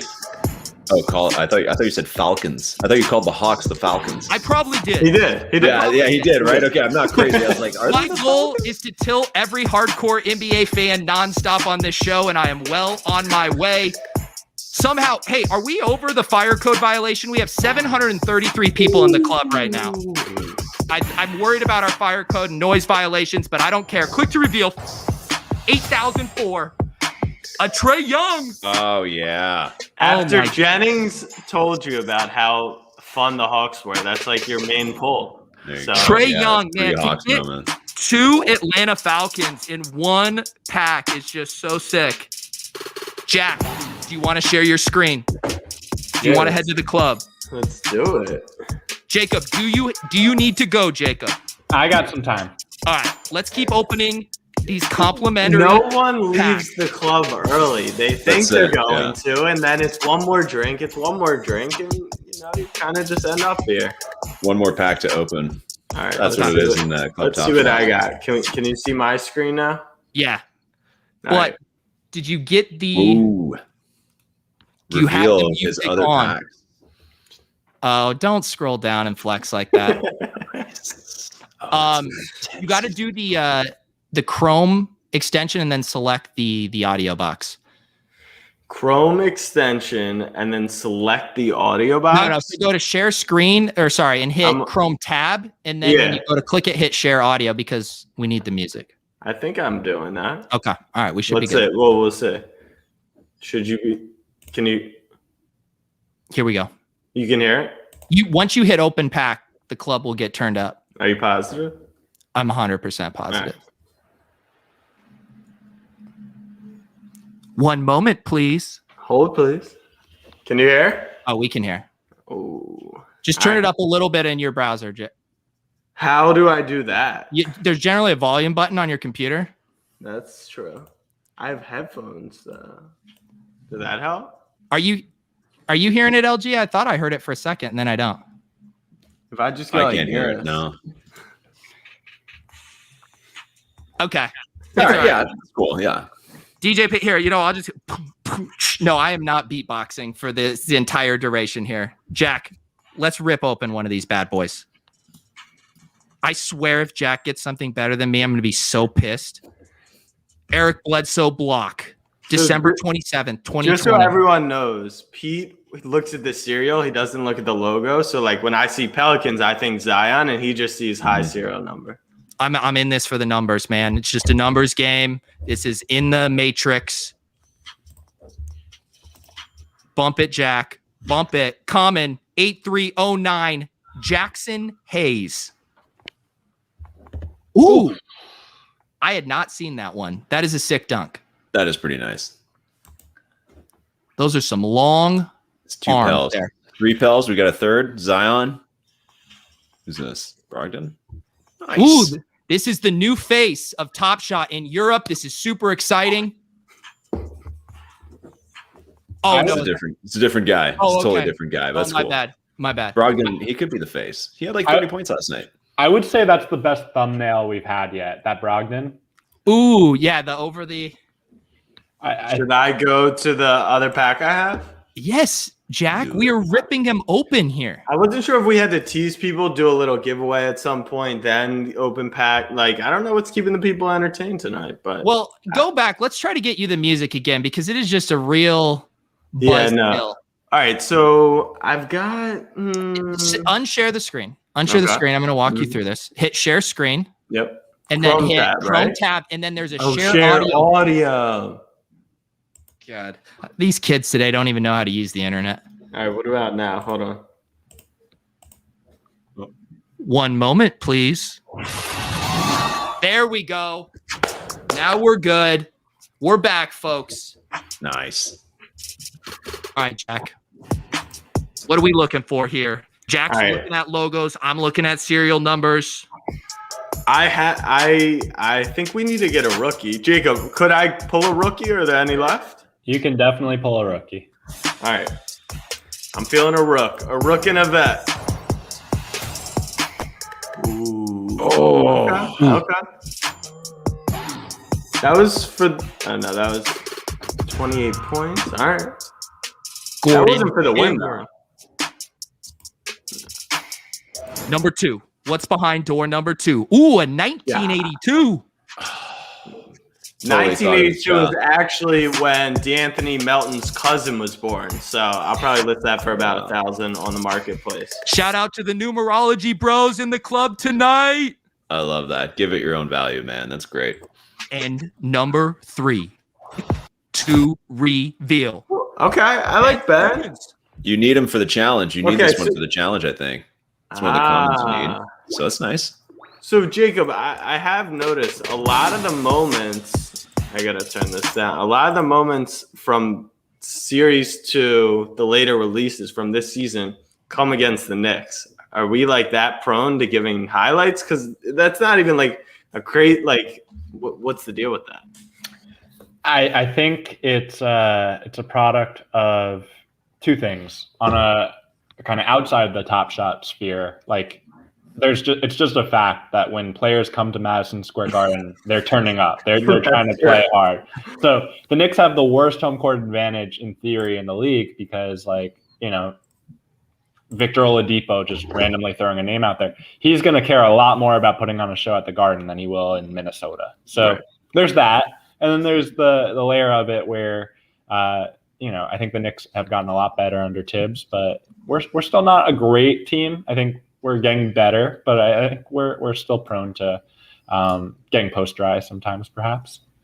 If you guys, you're talking about New York and how everyone comes out to play there, I was just thinking if you could get the Adam Sandler uncut gems, this is how I win moment. Oh my God. Is KG in that exact scene? He is, yeah.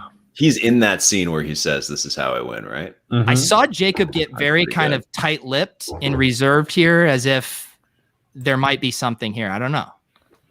Adam Sandler is getting signed to a 10-day contract tomorrow by the Phoenix Suns. We're going to get a moment. It's a matter of time.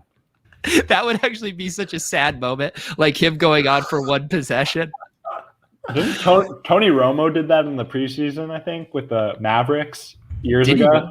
Yeah, just to kind of Mark Cuban as like his sign off from Dallas sports altogether. It was like, hey, play for the Mavs for a night. So, you know, maybe we could go in the archives. That could be kind of like our I'm gonna refrain away, but there have definitely been kind of spoofy moments that we've seen. I think like Dwayne "The Rock" Johnson, for example, at Miami has a football card. Like that could be kind of something like that. Yeah. Nice. All right, LG, do you want to open yours? Oh yeah, baby. All right. Let's do it. All right, you're gonna have to walk me through this share screen thing because I'm probably gonna have the same audio problem. So I hit share screen. And then do the Chrome tab and then the audio box. Share screen. Do screen 2. And then I need you to turn into a world-class MC. What am I right now? You sound like someone who makes $500,000 a year narrating audiobooks. Oh man, that would be a beautiful life. I did have I tried out as a like voiceover person years ago. I did like 40 auditions. I got no calls, man. Got nothing. So maybe I'm bringing the career back here with the podcast. And I'll just here's the deal. You guys send me Fred VanVleet moments, and you send LG your voiceover work request. He doesn't get out of bed for anything less than $500 an hour, and he will narrate your life. That's it. The podcast, the first minute will never have ads, but I will do by the minute voiceover for people if they want for like a couple bucks or something. How about that? That's how I'll stay afloat. Have you guys seen the collector in the Discord that is making cartoon sketches in exchange for a moment? No. I think awesome. What's his name? I don't remember, and then I apologize because I think this is one of the most innovative entrepreneurial experiences I've ever seen. But he's making really cool, funny cartoons I had a friend who went through it to get Tom Thibodeau kind of like smoking a cigar type look as a cartoon. So I think the innovation of the community trying to figure out ways to get moments, be it Luke reading an audiobook or someone making cartoons, that's just fun stuff. Just saying, Jacob, if Tyler can't narrate people into the site from this point on, I'm available. Before, in my previous life, I used to produce car commercials, and I did it so for a brand that Will Arnett is the spokesperson, and I would do the scratch audio on the commercial before it went to editing. So just so you know, Will Arnett would listen to my voice to then completely ignore how I read it and do it his own way. Hey, I think you're don't give up your voiceover dreams. I think they are just getting started. And also, someone put me in touch with Low T F Eric, because I would like to commission him for some drawings. I want to clear something up. I did see somebody ask if I'm Acadian. I'm not, but the family name Doucet is Acadian. So that is a good catch on whoever just asked that. There you go. Narrate. I thought we banned Alex Jones from the internet, from YouTube and everything. I don't know how he's back. He looks different now. It's also, I see Top Shot, Jacob, if this is your Santa level magic, I see there's 4 release 10 packs. I'm going to open 2 now, and I'm going to save the other 2 for tomorrow. And Pete, I don't know if you knew this, but tomorrow I'm doing a live podcast at 2:00 Pacific in everybody's new favorite place, the Top Shot Discord. Very nice. And I'm going to use those. I'm going to save 2 of these to do a little giveaway then. And I'm going to post all that info on Twitter in the next couple hours. So watch out for it. There's going to be a raffle, and there's going to be a little Twitter contest as well. I need you to brush up on all of your NBA pronunciations before you head into the Discord waters. Oh, there's no way. I think maybe that'll be my trademark, is that I can't pronounce people's names ever. At least I know their teams, though. Let's do it. Here we go. LG on the 1s and 2s. One moment, please. Let's see if we got music. Come on, baby. One sec. Ooh. You guys got tunes? Yeah, but LG, you're narrating this. I'm putting my feet up. This is all you. All right. Behind box number 1, we are gonna have. Oh yeah! Wow, great poll. There we go. Is the music still on? I can't hear any music. We got the music. I don't hear music. I heard it. We got the chef. And then it went away. This is kind of like, this is a sweet assist, but he also gets a nice pass from Kelly Oubre as well. So that's really nice. I like that. That's a blowout win. That's nice. All right, behind box number 2, what do we got? There you go, a little Mitchell Robinson. Music. Yeah, Jacob. Maybe I'll gift this to you if you. Jack, help me out on the feeding me Santa packs.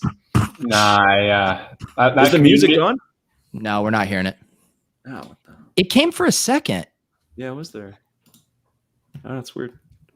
All right, yeah. Well, whatever. You guys keep doing. I'll just narrate just with my what did you call it earlier? The dulcet tones. Yeah, the dulcet tones of LG. Oh, behind box number 3, what do we have? A jump shot from somebody on the Wizards, from everybody's second favorite Lopez brother, Robin Lopez.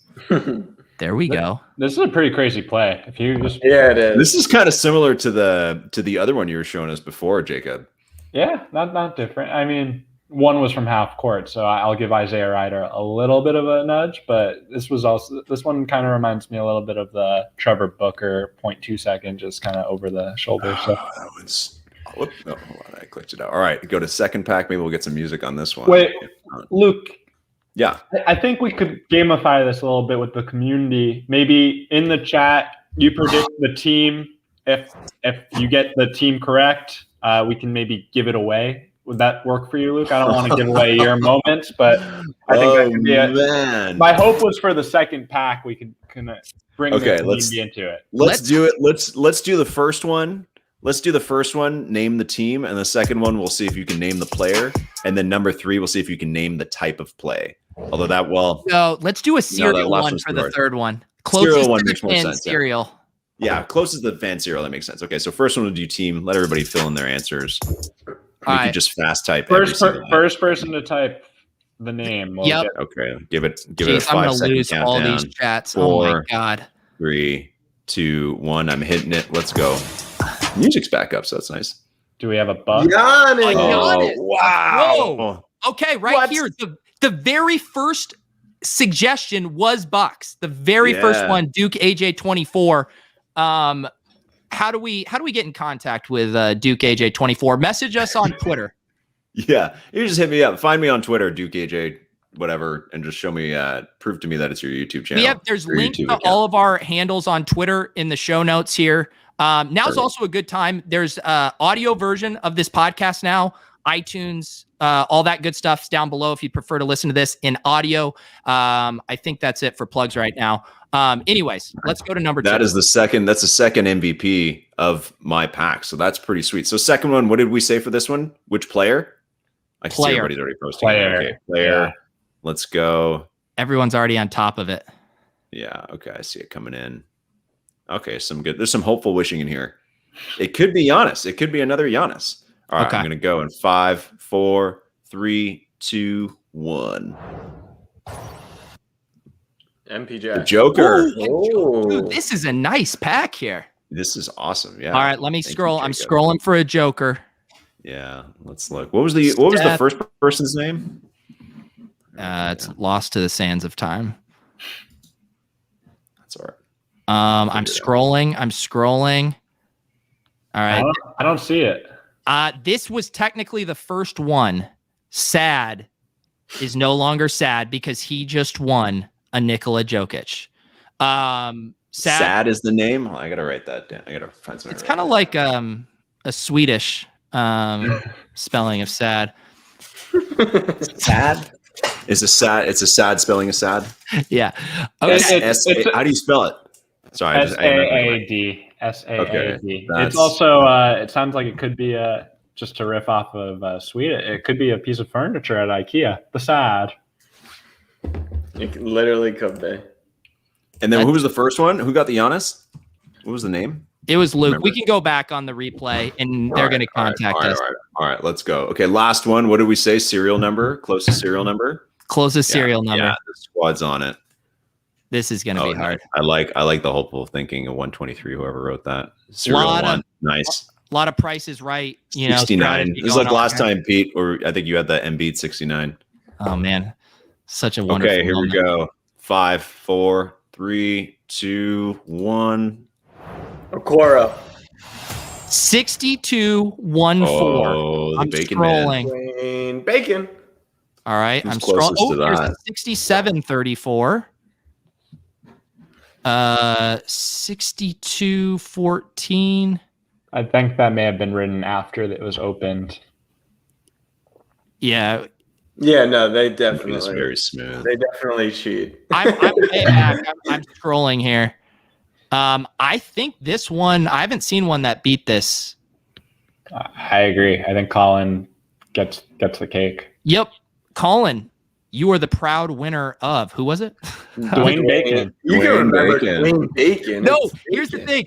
You tell me that all I look at is cereal, and then you tell me it's a contest based on cereal. I have a one-track focus on that cereal number, Jack. Colin. Okay, so here's what we're gonna do.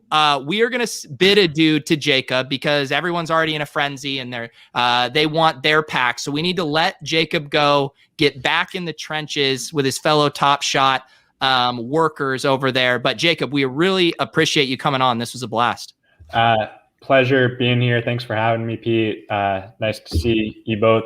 Luke, I'll see you on the pod tomorrow. That's right. And looking forward to it. Hope to rejoin at a later date. But in the meantime, y'all just breathe easy. No guarantees about packs tonight, but breathe easy. Packs are coming soon. Just see, the breaths are not as easy when you say something like that. They're coming soon, but how soon, I guess, is the question. I would say you can sleep well tonight. There you go, guys. Everyone can relax. Like tonight, like before midnight tonight, or like tonight, like before 8 a.m. You can sleep well tonight. You don't have to just nap. You can sleep. See, set a timer for 3 a.m. There are literally people in this chat right now going to delete alarms they set for every hour on the hour right now. You are giving sleep back to the people. Thank you, Jacob. Man, I need it. Y'all welcome. Just sleep well tonight. We have a big weekend ahead. Lots of marketplace transactions. I anticipate lots of cool stuff coming. So, Pete, again, thanks for having me. Jack, Luke, pleasure as always. And y'all just take it easy. We're gonna have a lot of fun in the next few weeks, and trust us, progress and lots of cool stuff on the way. Awesome. Jacob, I have one final question. It's a multiple choice question. Chris Boucher or Taco Fall? As a player, like who's the better player? There's no context, but in the context of Top Shot. I think in the context of Top Shot, you gotta go Taco. I mean, it's a nice block on Russell Westbrook. It's both of them their first moments, but I think Chris Boucher is a better player. But I think Taco Fall has a cooler first moment, if we're putting it that way. But I'm gonna duck out. You guys just turn up the music a little bit. Rage on. Looking forward to seeing this from afar. Take care. Thanks, Jacob. We'll see you later. All right, take care. There it is, folks. Man, he dropped some bombs, man. He gave us more. Cats. I mean, I did a podcast with him yesterday, and he was pretty reserved. And that's also on a podcast where, like, it was his friend who was kind of hosting it, his childhood friend. And he was like, he could tell him to pretty much cut anything. So he did give us more insight than I expected, which was nice. Here's the strategy. If you're ever trying to get a lot out of somebody, you just unbutton a few buttons in your shirt and everyone becomes more forthcoming, I think is what happens. I don't disagree with that. Pete, is that a new thing? Is the unbuttoning thing a new thing? Because the other night I noticed it too. Is that new, or is that a trademark of Club Top Shot? I think it's just me doing club douchebag cosplay. And I just feel like that's kind of a hallmark, right? I don't know. I like it, man. I like it. But no, some bombs in there. Like one, I can't believe I thought we were almost out of Cool Cats purgatory, but sounds like we're going to spend a whole other month in it with more Cool Cats on the way. And a bit of insight for you guys, and Jack, you probably know this. The last time there was a common challenge, it was Got Game. And there was 4 different challenges. And at the end, you needed all of the moments from all the challenges and all the rewards to then get a super challenge reward. So now that we're doing multiple Cool Cats, that could be in the cards. Right. Like you get a Luka Cool Cat, you get another Cool Cat. You need all 5. And you'll need, that's it. Because for Got Game, you needed 4 players. I forget who they were, but then you got Devontae Graham, and then you need another 4, and you got like Lonzo, and another 4, and you got RJ, and another 4, and you got Malcolm Brogdon. And then if you held, what is that, all 20 or 25 moments, whatever it is, right? You then got, I think the rookie on the Sixers, you're gonna butcher his name, Matisse Thybulle. I don't know how to say anybody's name, man. I haven't seen anybody in like a year, so I can't pronounce people's names. Anyways, Thybulle. So you got that one, and you got a rookie debut moment, which wasn't even in the set. Right. So that I think is like a really interesting kind of tidbit that we're going to keep seeing more Cool Cat stuff. So I think a lot of people have been asking me like, am I just dumping my Cool Cats once I get Luka? And that actually might not be a great idea. You might want to hang on to them for the super challenge. That I just made up. That I just started a rumor about. Jack, should we do our giveaway here that we had teed up the last time the club opened up? Yeah. Should I share? I share the giveaway, or what do you want to do? LG, if you have to go, I don't want to necessarily keep you here for all of our doing these random drawings and stuff. But as always, you're more than welcome to hang. I'll hang out for a few. I also just want to say, Pete, I had no idea you had this whole intro to Club Top Shot. Oh, it's a real. I love it, man. That was awesome. I got to give a shout out. So I had just done the holding one just for kicking off the stream, and my buddy Steven Krupka, I was talking to him, and he put together that video for us for opening it up, and it is very hype. So thank you, Steven, for putting that together, and hopefully we'll get some more Club Top Shot hype reels here in the future. Mm-hmm, mm-hmm. Cool. You know what? I will let you guys go. I got to eat some dinner. So, Pete, thanks for having me on, man. Thanks for the invite, Jack. Are you in Canada? Yeah, man, on the West Coast. Oh, you're West Coast Canada. Yeah, I'm West Coast, man. It's I was gonna say it's 11 o'clock where I am, and who hasn't eaten dinner. But appreciate you stopping by. You're definitely by far one of the most intelligent people on the platform. So if you guys don't follow LG, make sure you throw him a follow. Do you ever tweet from your personal, or it's mostly from the First Mint? A little bit from personal. Yeah, I got to get it going again. I was doing just a bit more stuff about NFTs in general, but Top Shot, probably similar to you guys, been taking up a bit more time than usual lately. Also, last night, if you guys were catching it, maybe Jack, you were on, but Davis was on. I was live tweeting the price changes of Cool Cats. Yeah, that was awesome. Because that was the biggest question of, was it going to drop? And it dropped from like 2,000 down to like 700. And then the marketplace, like the site crashed again, or just went on timeout for like 10 minutes and then came back, and then it popped back. And that was super fun. And thanks. A lot of people were tweeting back, and I really enjoyed that. Yeah. So I'm going to keep trying to do some live coverage whenever there's any other big shifts or whatever. So make sure to tune in. But it's great to talk to you guys. If you guys haven't subscribed to First Mint podcast, LG is now pumping those out almost daily. Really good, just 20-minute quick check-ins on everything that's going on. He's doing a great job with those. So I have the link down below, I believe. If not, I have the link to his Twitter where you can go to that and find the podcast. Definitely really good stuff. So LG, thank you, man. Thanks, LG. Thanks, man. Cheers, guys. Have a good night. Peace. Yeah. Jack, right now I'm looking. It says I'm 2 subscribers away from 5,000 on YouTube. I think we can get that. Do we need a you have to be subscribed. You got to subscribe to win the pod. I did see, should we break the somewhat bad news, but the potential saving news? Because I did see when we said we were going to talk about the giveaway, the chat was excited. So you know how to communicate it best. Yeah, so we had the crazy, string that Jack put together for the giveaway. We were getting Underdog. We were getting the Jaylen Brown moment. We got a man's coin in the mix, and we, of course, had a share of the Dino Skull. Well, the legal team followed up after, and there were some legal hurdles that we weren't able to clear. Now, but this is where you need to tap in because you actually hopped on the phone with them. Yeah. So I didn't realize when Pete said he bought like the max, which was $500, because it's valued at $285,000. By the way, apparently it's a real dinosaur skull. I thought it was a digital skull. So when I bought mine, I thought I was buying like another NBA Top Shot, but of dinosaurs. So I was kind of bummed when someone told me it's an actual skull, which I guess in theory is cool. But with that being said, we were only ever giving away 1 share, which is only $20. But they're letting us give away now 10 shares or 10. Sorry, we're going to give away $20 in credit to 10 people. So we're essentially giving away 10 shares of the Dino Skull instead of 1. So it ended up working better. All right, let me pull this up here because basically what I did is we went and I grabbed the retweets for each of the specific giveaways. So we have 3 drawings that we're doing. We have the Jaylen Brown. Remind people which moment that is.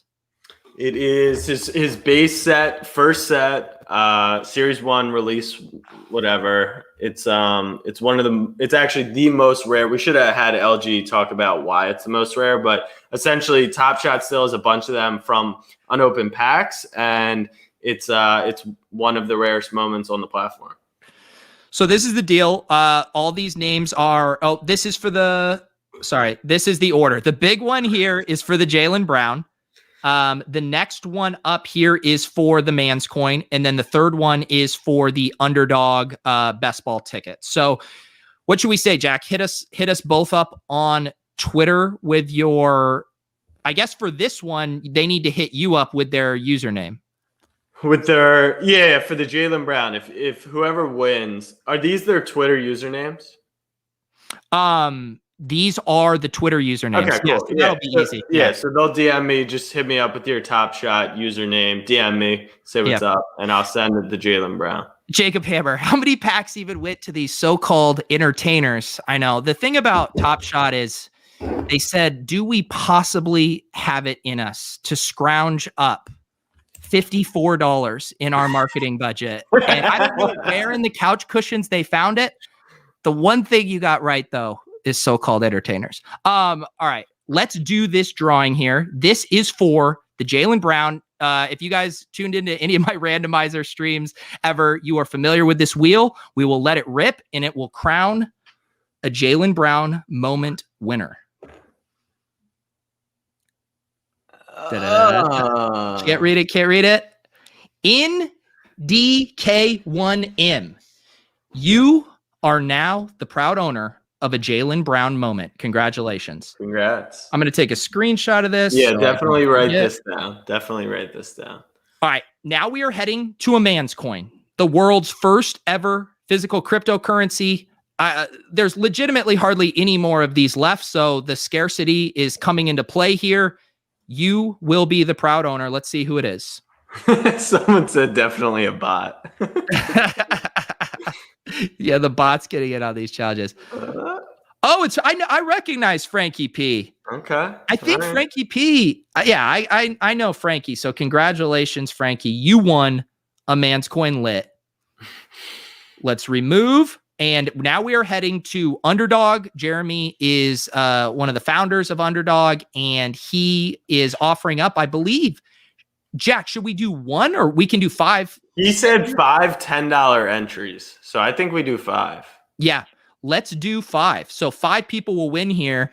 Not as many people win after this one, even though you had good odds. I love these questions as the stream gets later. Jack, where'd you get your degree? Gary Vaynerchuk, Instagram TV videos. Vega Trades, congratulations. You are free rolling best ball contest. I believe that one has $50,000 up top. So you could theoretically turn a free entry into $50,000 if you know how to structurally draft in a best ball competition. Yeah, you guys are going to have to drive across the state line if you win and you're not in a state where it is legal. That is the cross you now bear. Cold Fires. Congratulations. You are hitting the best ball streets on Jeremy's dime. Yeah, I'm a UT boy. I went to Texas. Where'd you go to school? I went to a small school in San Diego called Point Loma. Point Loma. Michael Kimmy, you are our 3rd Underdog best ball winner. Congratulations. Underdog is a very fun product. I mean, Underdog was the most addictive product in my life until Top Shot came along. But Underdog, if you like drafting fantasy football teams year round, you will get addicted. Wait, so can you do it? They have weekly games? Yes, they have. So they have like the season long. What we're giving away is to do a draft now. And you're not going to know next year until like the last week of December. Right. But then they have daily games for NBA. They have, they did like a playoff contest. So they keep introducing all kinds of new stuff. Gotcha. Let's see here. Cody Menzimer. Congratulations. I believe that was 4. I think we have one more here for the Underdog. Let me see what, the official word was from Michael. He said, yeah, there's a code set up for 10 redemptions. So what, explain this again, Jack. All right. So Jay Bird's the word 1, final winner of Underdog. Thank you guys for participating in that. So he said, for now, the plan is to give free credit if people are interested. The code is, I'm not going to read out the code. And it's set up for 10 redemptions, expires end of February, but I can increase the limit and extend the expiration.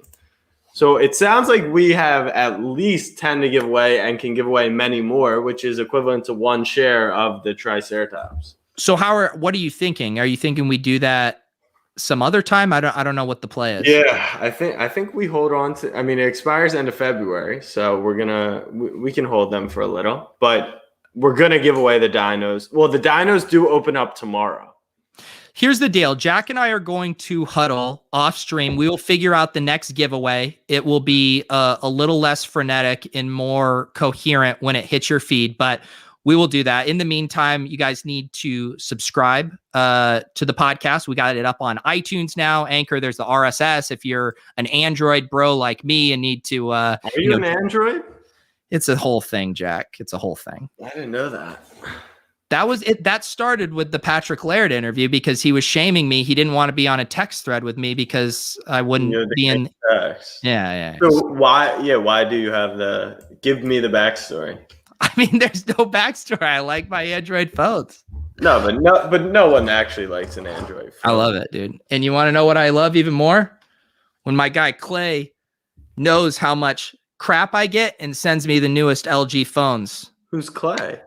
Clay is the chief numerologist in the Club Top Shot Discord and works on advertising and marketing campaigns for LG. Not LG Doucet, LG, the phone. And he sent you a new phone. Yeah. That's amazing. Yeah, so that's what you get when you guys bully me and try to shame me for not having an iPhone. Us Android guys stick together. That's how it works. Is that phone out yet? Like, do you actually use that phone? I haven't been using it in my day-to-day life, but I have used it. He actually sent me two. He also sent me the book phone. And what the fuck is going on? Hey, he knows good marketing here. I mean, it's like Clay said, he went to his higher ups and he's like, look, I know this so-called entertainer. I can send him one of these phones and then we'll move market. But then I did get my feelings hurt because Clay then sent it to Matthew Berry and Nate Burleson, and I didn't feel quite as special. Yeah, that's whack. Yeah. So that's what happened. They want it raffled off with dino heads. You got the phone raffled off with dino heads. Get out of here. Clay is the man. I will also plug in, and Jack's been hanging in there. I have my Discord. It started out as a DFS. Yeah, I was gonna ask how many people have joined the Discord since, because I like when the people are in it. I mean, I only really play in the Top Shot portion of it, but I get the notifications when someone joins. It seems lively. Yeah, it's a really good one. If you're looking for a Top Shot Discord that doesn't have any toxicity, really, the bouncers are pretty strong in there. You can head the links in below. It's called the Deposit Kingdom Discord. There's the Club Top Shot channel. We got Jack in there. We got myself. Carlini was in there last night flexing with all of his sick unopened packs. I think he had 50. Yeah. What was that all about? Like, if you're gonna do that, look. I don't flex my Deck the Halls pack. Everyone knows I have it. I've shared my screen before.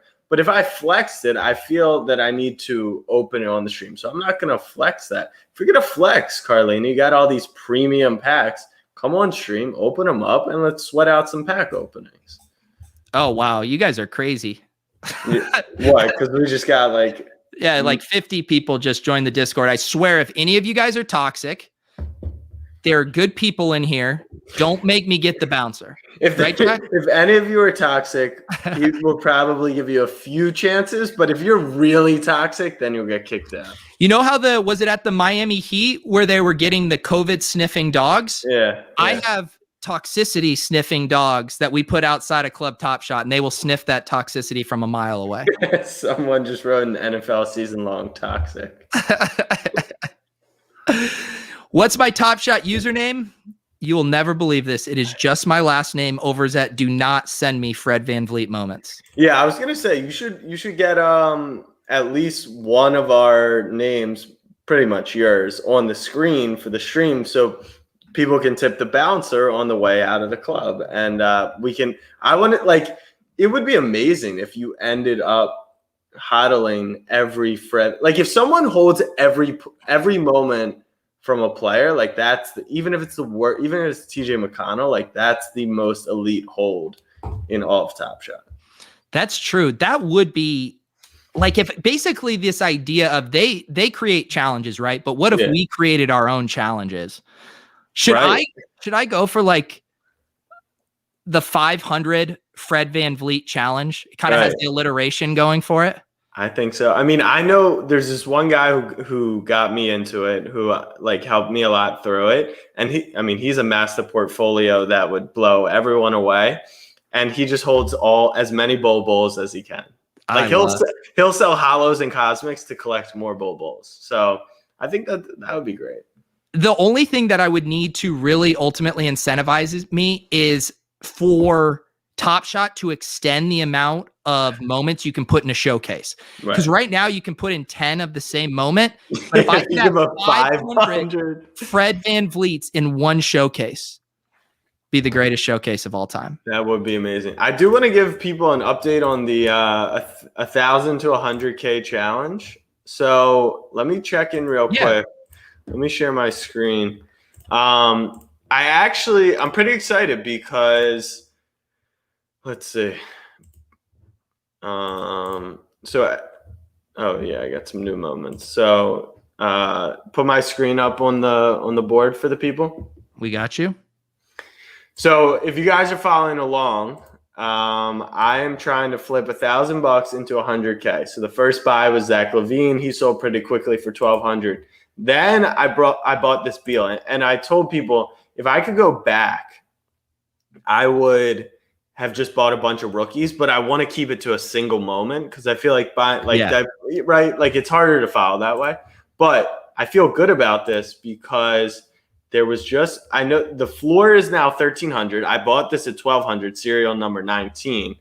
But the new top sale, is all the way up at number 4 for 4,400. But look at this one, 27 at 1,700. So I know you guys, if I click this, you won't be able to see it.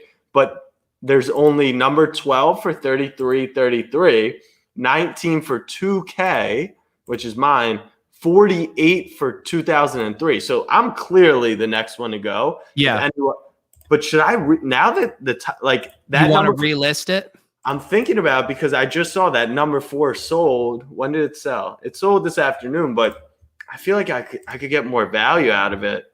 Maybe 2,500. Yeah, what did you buy in for it? This one I got for the 1,200 that I flipped the Levine for. Okay. So it would be a quick double up, which I think would be. Chat, what do you guys think? Should I relist this for maybe split the difference?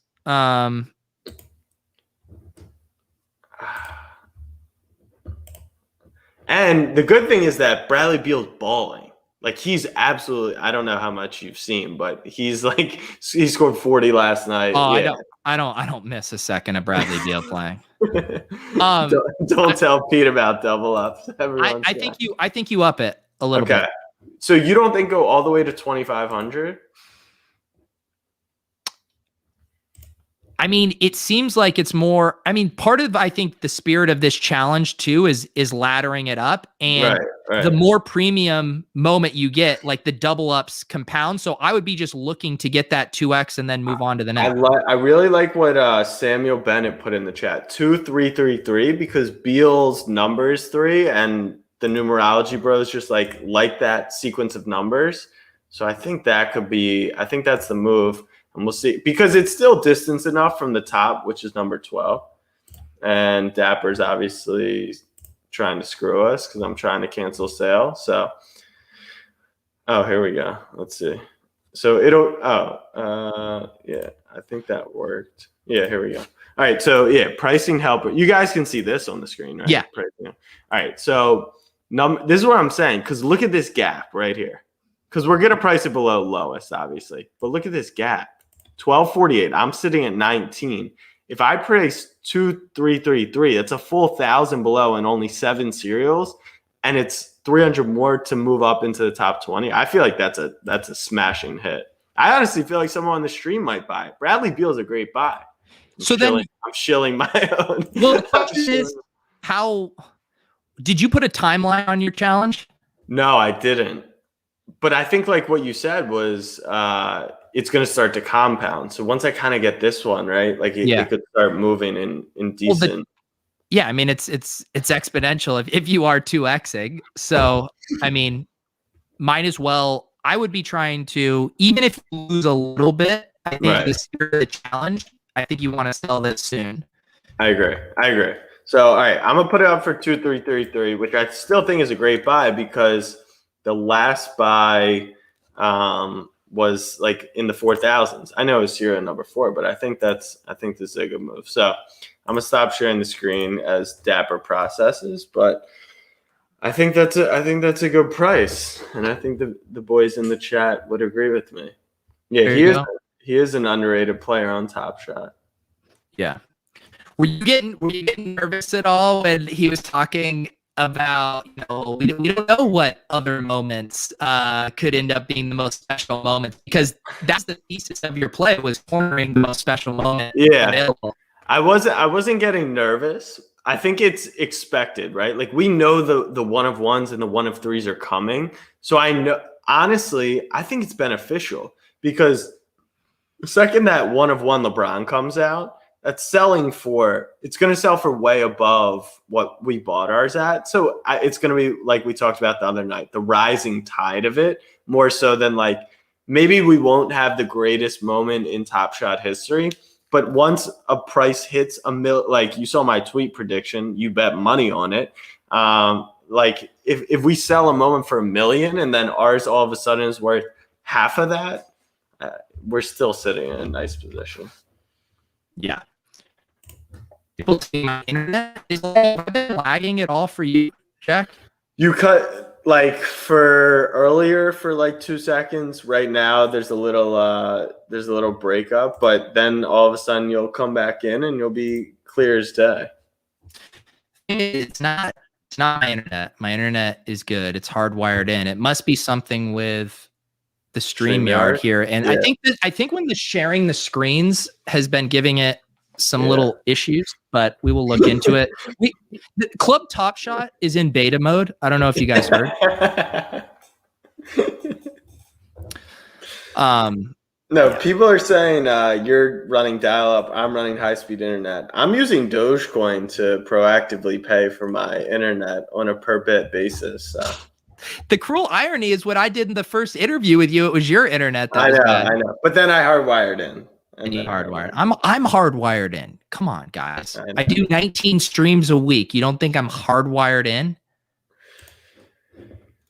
I want one of those low FT Eric Kitchen just posted his on Twitter here. Where is it?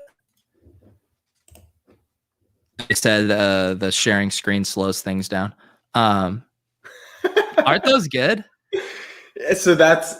So LOL, what the WTF Eric makes them, and got it. That's hilarious. I think he takes requests because he has in here for Soccer Dave. It's a 1-of-1 edition.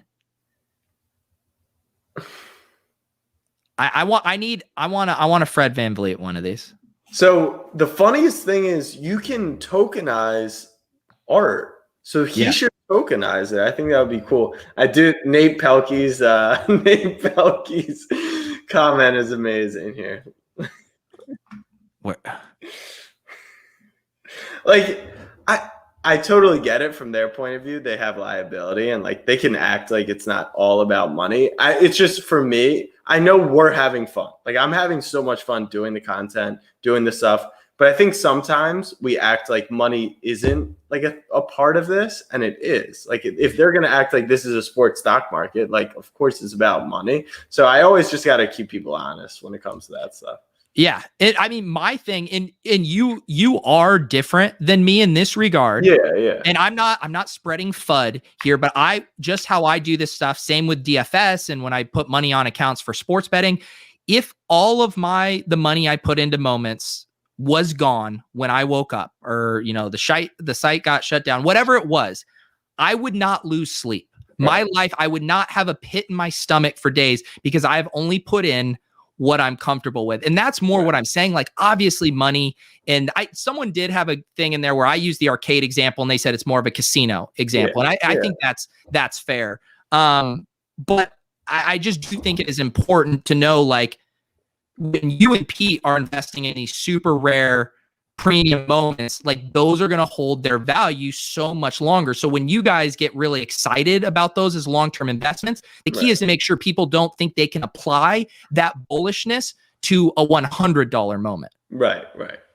I think that's what I'm trying to just like continue to convey. Yeah. It's like when you're buying your Tyrese Maxey moment for $105, serial 3,200, like that, it could 10x, but there's probably it's not going to hold its value because he's a rookie. Yeah. And did I tell you? I don't know if I told you. So my buddy Brian Hooper, who I do the show on Wednesdays with Lulz, he bought the Jokic Cosmic. Nice. I was tweeting out about how underpriced his Cosmics were. So that's sweet that you got in on that. Yeah, so I just have a little piece, got 10% of it, but it's fun to have a sweat of one of the premium cards there. Yeah, which I think is going to be another facet of digital investing, which is like what we are doing, the Dino shares on Rally, like all that stuff is fractional investing. People are like, I think what could be driving up Series 2 LeBron stuff, right, is like they can't touch the high end LeBron. Would you rather own a full share? I'm actually curious for the chat. Would you rather own a full share of Series 2 LeBron? I don't know what it's going for. Maybe 1,000. Say like eight. Yeah, it's 800 to 1,000. I think. So let's just call it 1,000. Or would you rather own, 50th of a share of the LeBron moment we bought? I think that's an interesting study. To me, it's not even close. I think just for people though, there's the logistical hurdles and. Right. The trust and, making decisions about that stuff. Like Brian is one of my good friends. Like I know we're going to be able to get on the same page with those decisions. But if there were ways for people to do that, and hopefully that's what the Discords can be too, where you can meet people and be like, hey, this is my budget. Would you want to go in on this moment that we think is going to have a higher ROI long term? Yeah. I mean, you'd be surprised. I see a lot of people writing, a full share, which I think that's what's so cool about it, is we kind of share that sentiment of you want to own the high price, but that's what Rally's doing. And I want to talk to the Rally guys. Like, could we sell off, an upper tier moment for a share? What would the interest level be in that over, kind of taking a shot on other guys for that same price range? But yeah, it's definitely an interesting concept.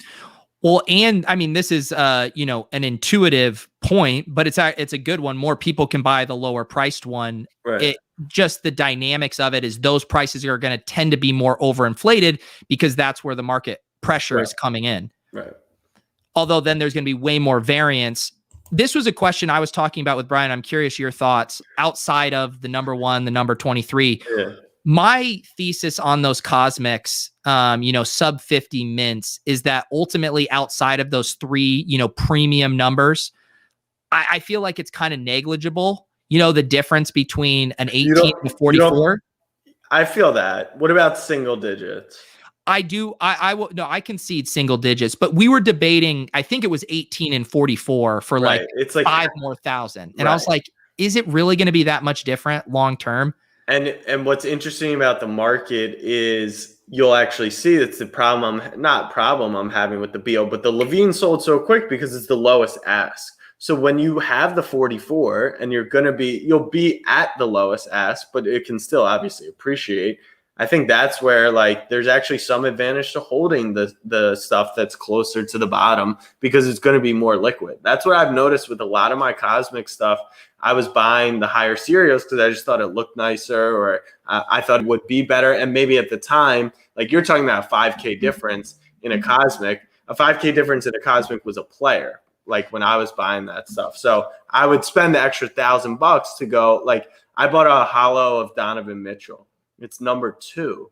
I spent I think it was $2,000, and his 42 was $1,200. So I was like, do I pay, you think about it, it's twice the price, but it's only $800 at the end of the day versus this Jokic you're talking about. It's $5,000. It was whatever, 30% more. So yeah. I think it is, it is interesting. I think being at the bottom is a sneaky strategy. If you're really trying to flip, that's the first thing I've picked up on in my in the challenge I'm trying to do. Andrew, thank you for the super chat. Do you think rookie badges are priced in already? I think this is a really good question. I think it's impossible to argue that they're not priced in somewhat. The question is to what extent? Yeah, I don't think they're priced in as much as people think, because what is priced in is there's going to be a lot more people coming in, and when they cut. But that's interesting because when they come in, it really matters when people come in. Do 50K more people come in, then the rookie badge turns on, or does the rookie badge come on after 5K more? So I think that's where it's interesting to see. Yeah, and I mean, one of them for me that's been interesting is for the rookies, a lot of them in the description say, their first game and their first bucket, first assist. Like, it's pretty clear. Obviously, it's going to add this visual element. It's going to make it clearer to identify in the marketplace. But then there's ones like the RJ Barrett. One where the description does not say it's his first game. It does not say it's his first basket. And to me, that one specifically feels like it might not be all the way priced in. And you go and look at his prices, there isn't as much action. There's not near as much heat on it compared to the Series 2 rookies out of 4,000. Yeah. And I think, to me, that actually speaks to how important just that verbiage is in the description, because that's driving it now. When you add the visual element, that's going to drive it further. Yeah. I mean, just the set names are so big, right? So anything on top of it is going to be cool. I think they could add a last shot set where they could tag Vince Carter. Like, that's the thing. They can kind of pick and choose what they want to add value to. So I agree. I don't think it's this priced in. I think this question from Iceman LB, it was at 10:17, so 2 minutes ago, if you want to pin it up. I know when we were talking to Jacob earlier, someone asked me to kind of explain the Luka base prism thing. And this is what's so interesting. The Series 1s, right? People just started buying up random ass players. Ish Smith from Series 1, Landry Shamet from Series 1, because they know Series 1 is going to hold weight just because of the scarcity of it. And then the next set came out, the next series, and you have 12,000. And you're like, 12,000? Like, that's 3x or 12x even of like the Jaylen Brown moment we gave away. But I think, like, you just heard Jacob, he wasn't really hinting at it, but it's just the general sense of, like, you're going to be able to come in and get moments and packs. So if that's the case, and we're talking about 1 billion fans, 300 million true fans, 100 million just in the US, like, they're going to have a lot of moments out there. And I think for that, 12K might look like a little amount. And the Luka stat is there's like 15,000 Luka Prism graded, meaning Panini Prism, which is just one set. Like, think of just one set. It's not even one player. Like, they have optic select. There's 40 variations of each player. So there's probably been 100,000 cards, over 100,000 cards. And I know for at least like a player like Luka, every single Luka card's worth at least over, a cent, right? Or over $1. Like, they're worth something. So I think 12K in a month or 3 months, or maybe next season when they release bigger releases, that's when we'll really see those moments look like value. To me, the whole thing about these season 2 or season 2, these whatever Series 2 out of 12,000 will ultimately hold value. I do this thought experiment. They have already said in their ideal world, someone can come in the marketplace and buy a pack at any time.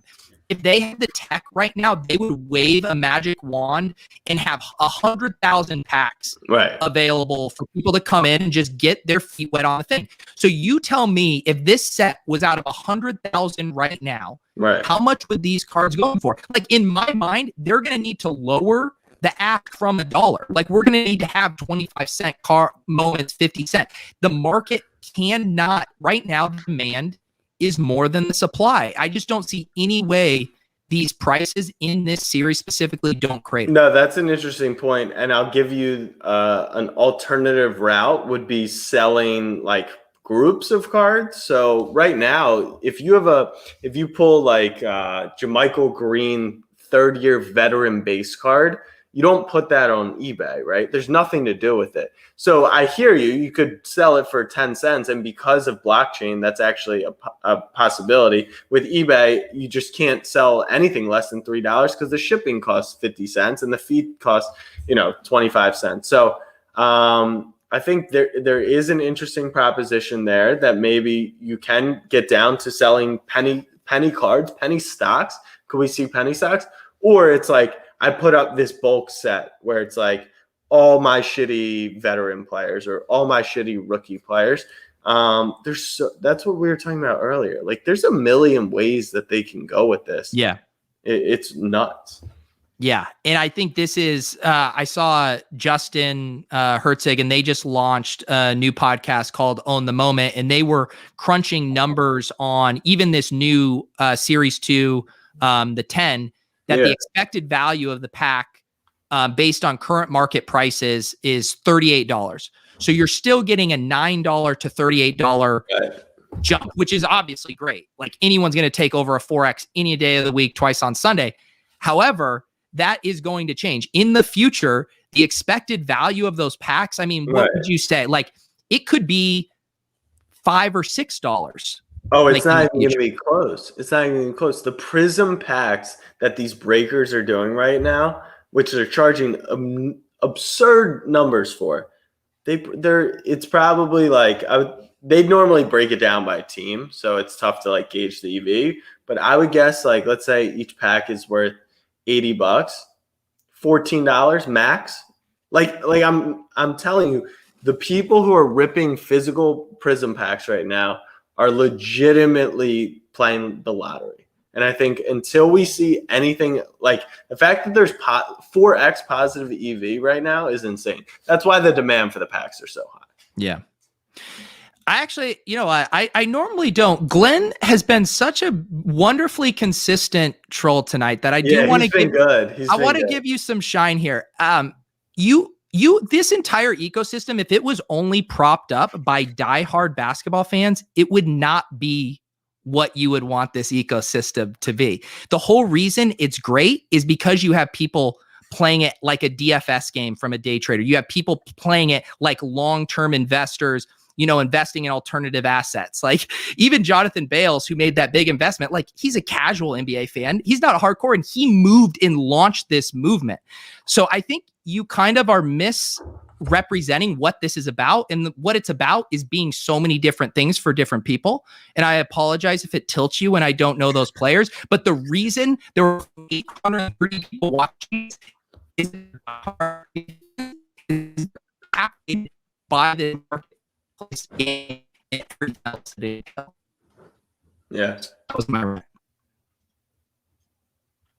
Did you hear me? Yeah. No, you're coming back in. Yeah, I agree with you. And I don't know. I think the market is very early days for sure. All right, I think we're going to shut this down because apparently we're still having connection issues. It's weird because when you and me are talking in our broadcast software, it's not breaking up at all. Yeah. Was I breaking up for you at all?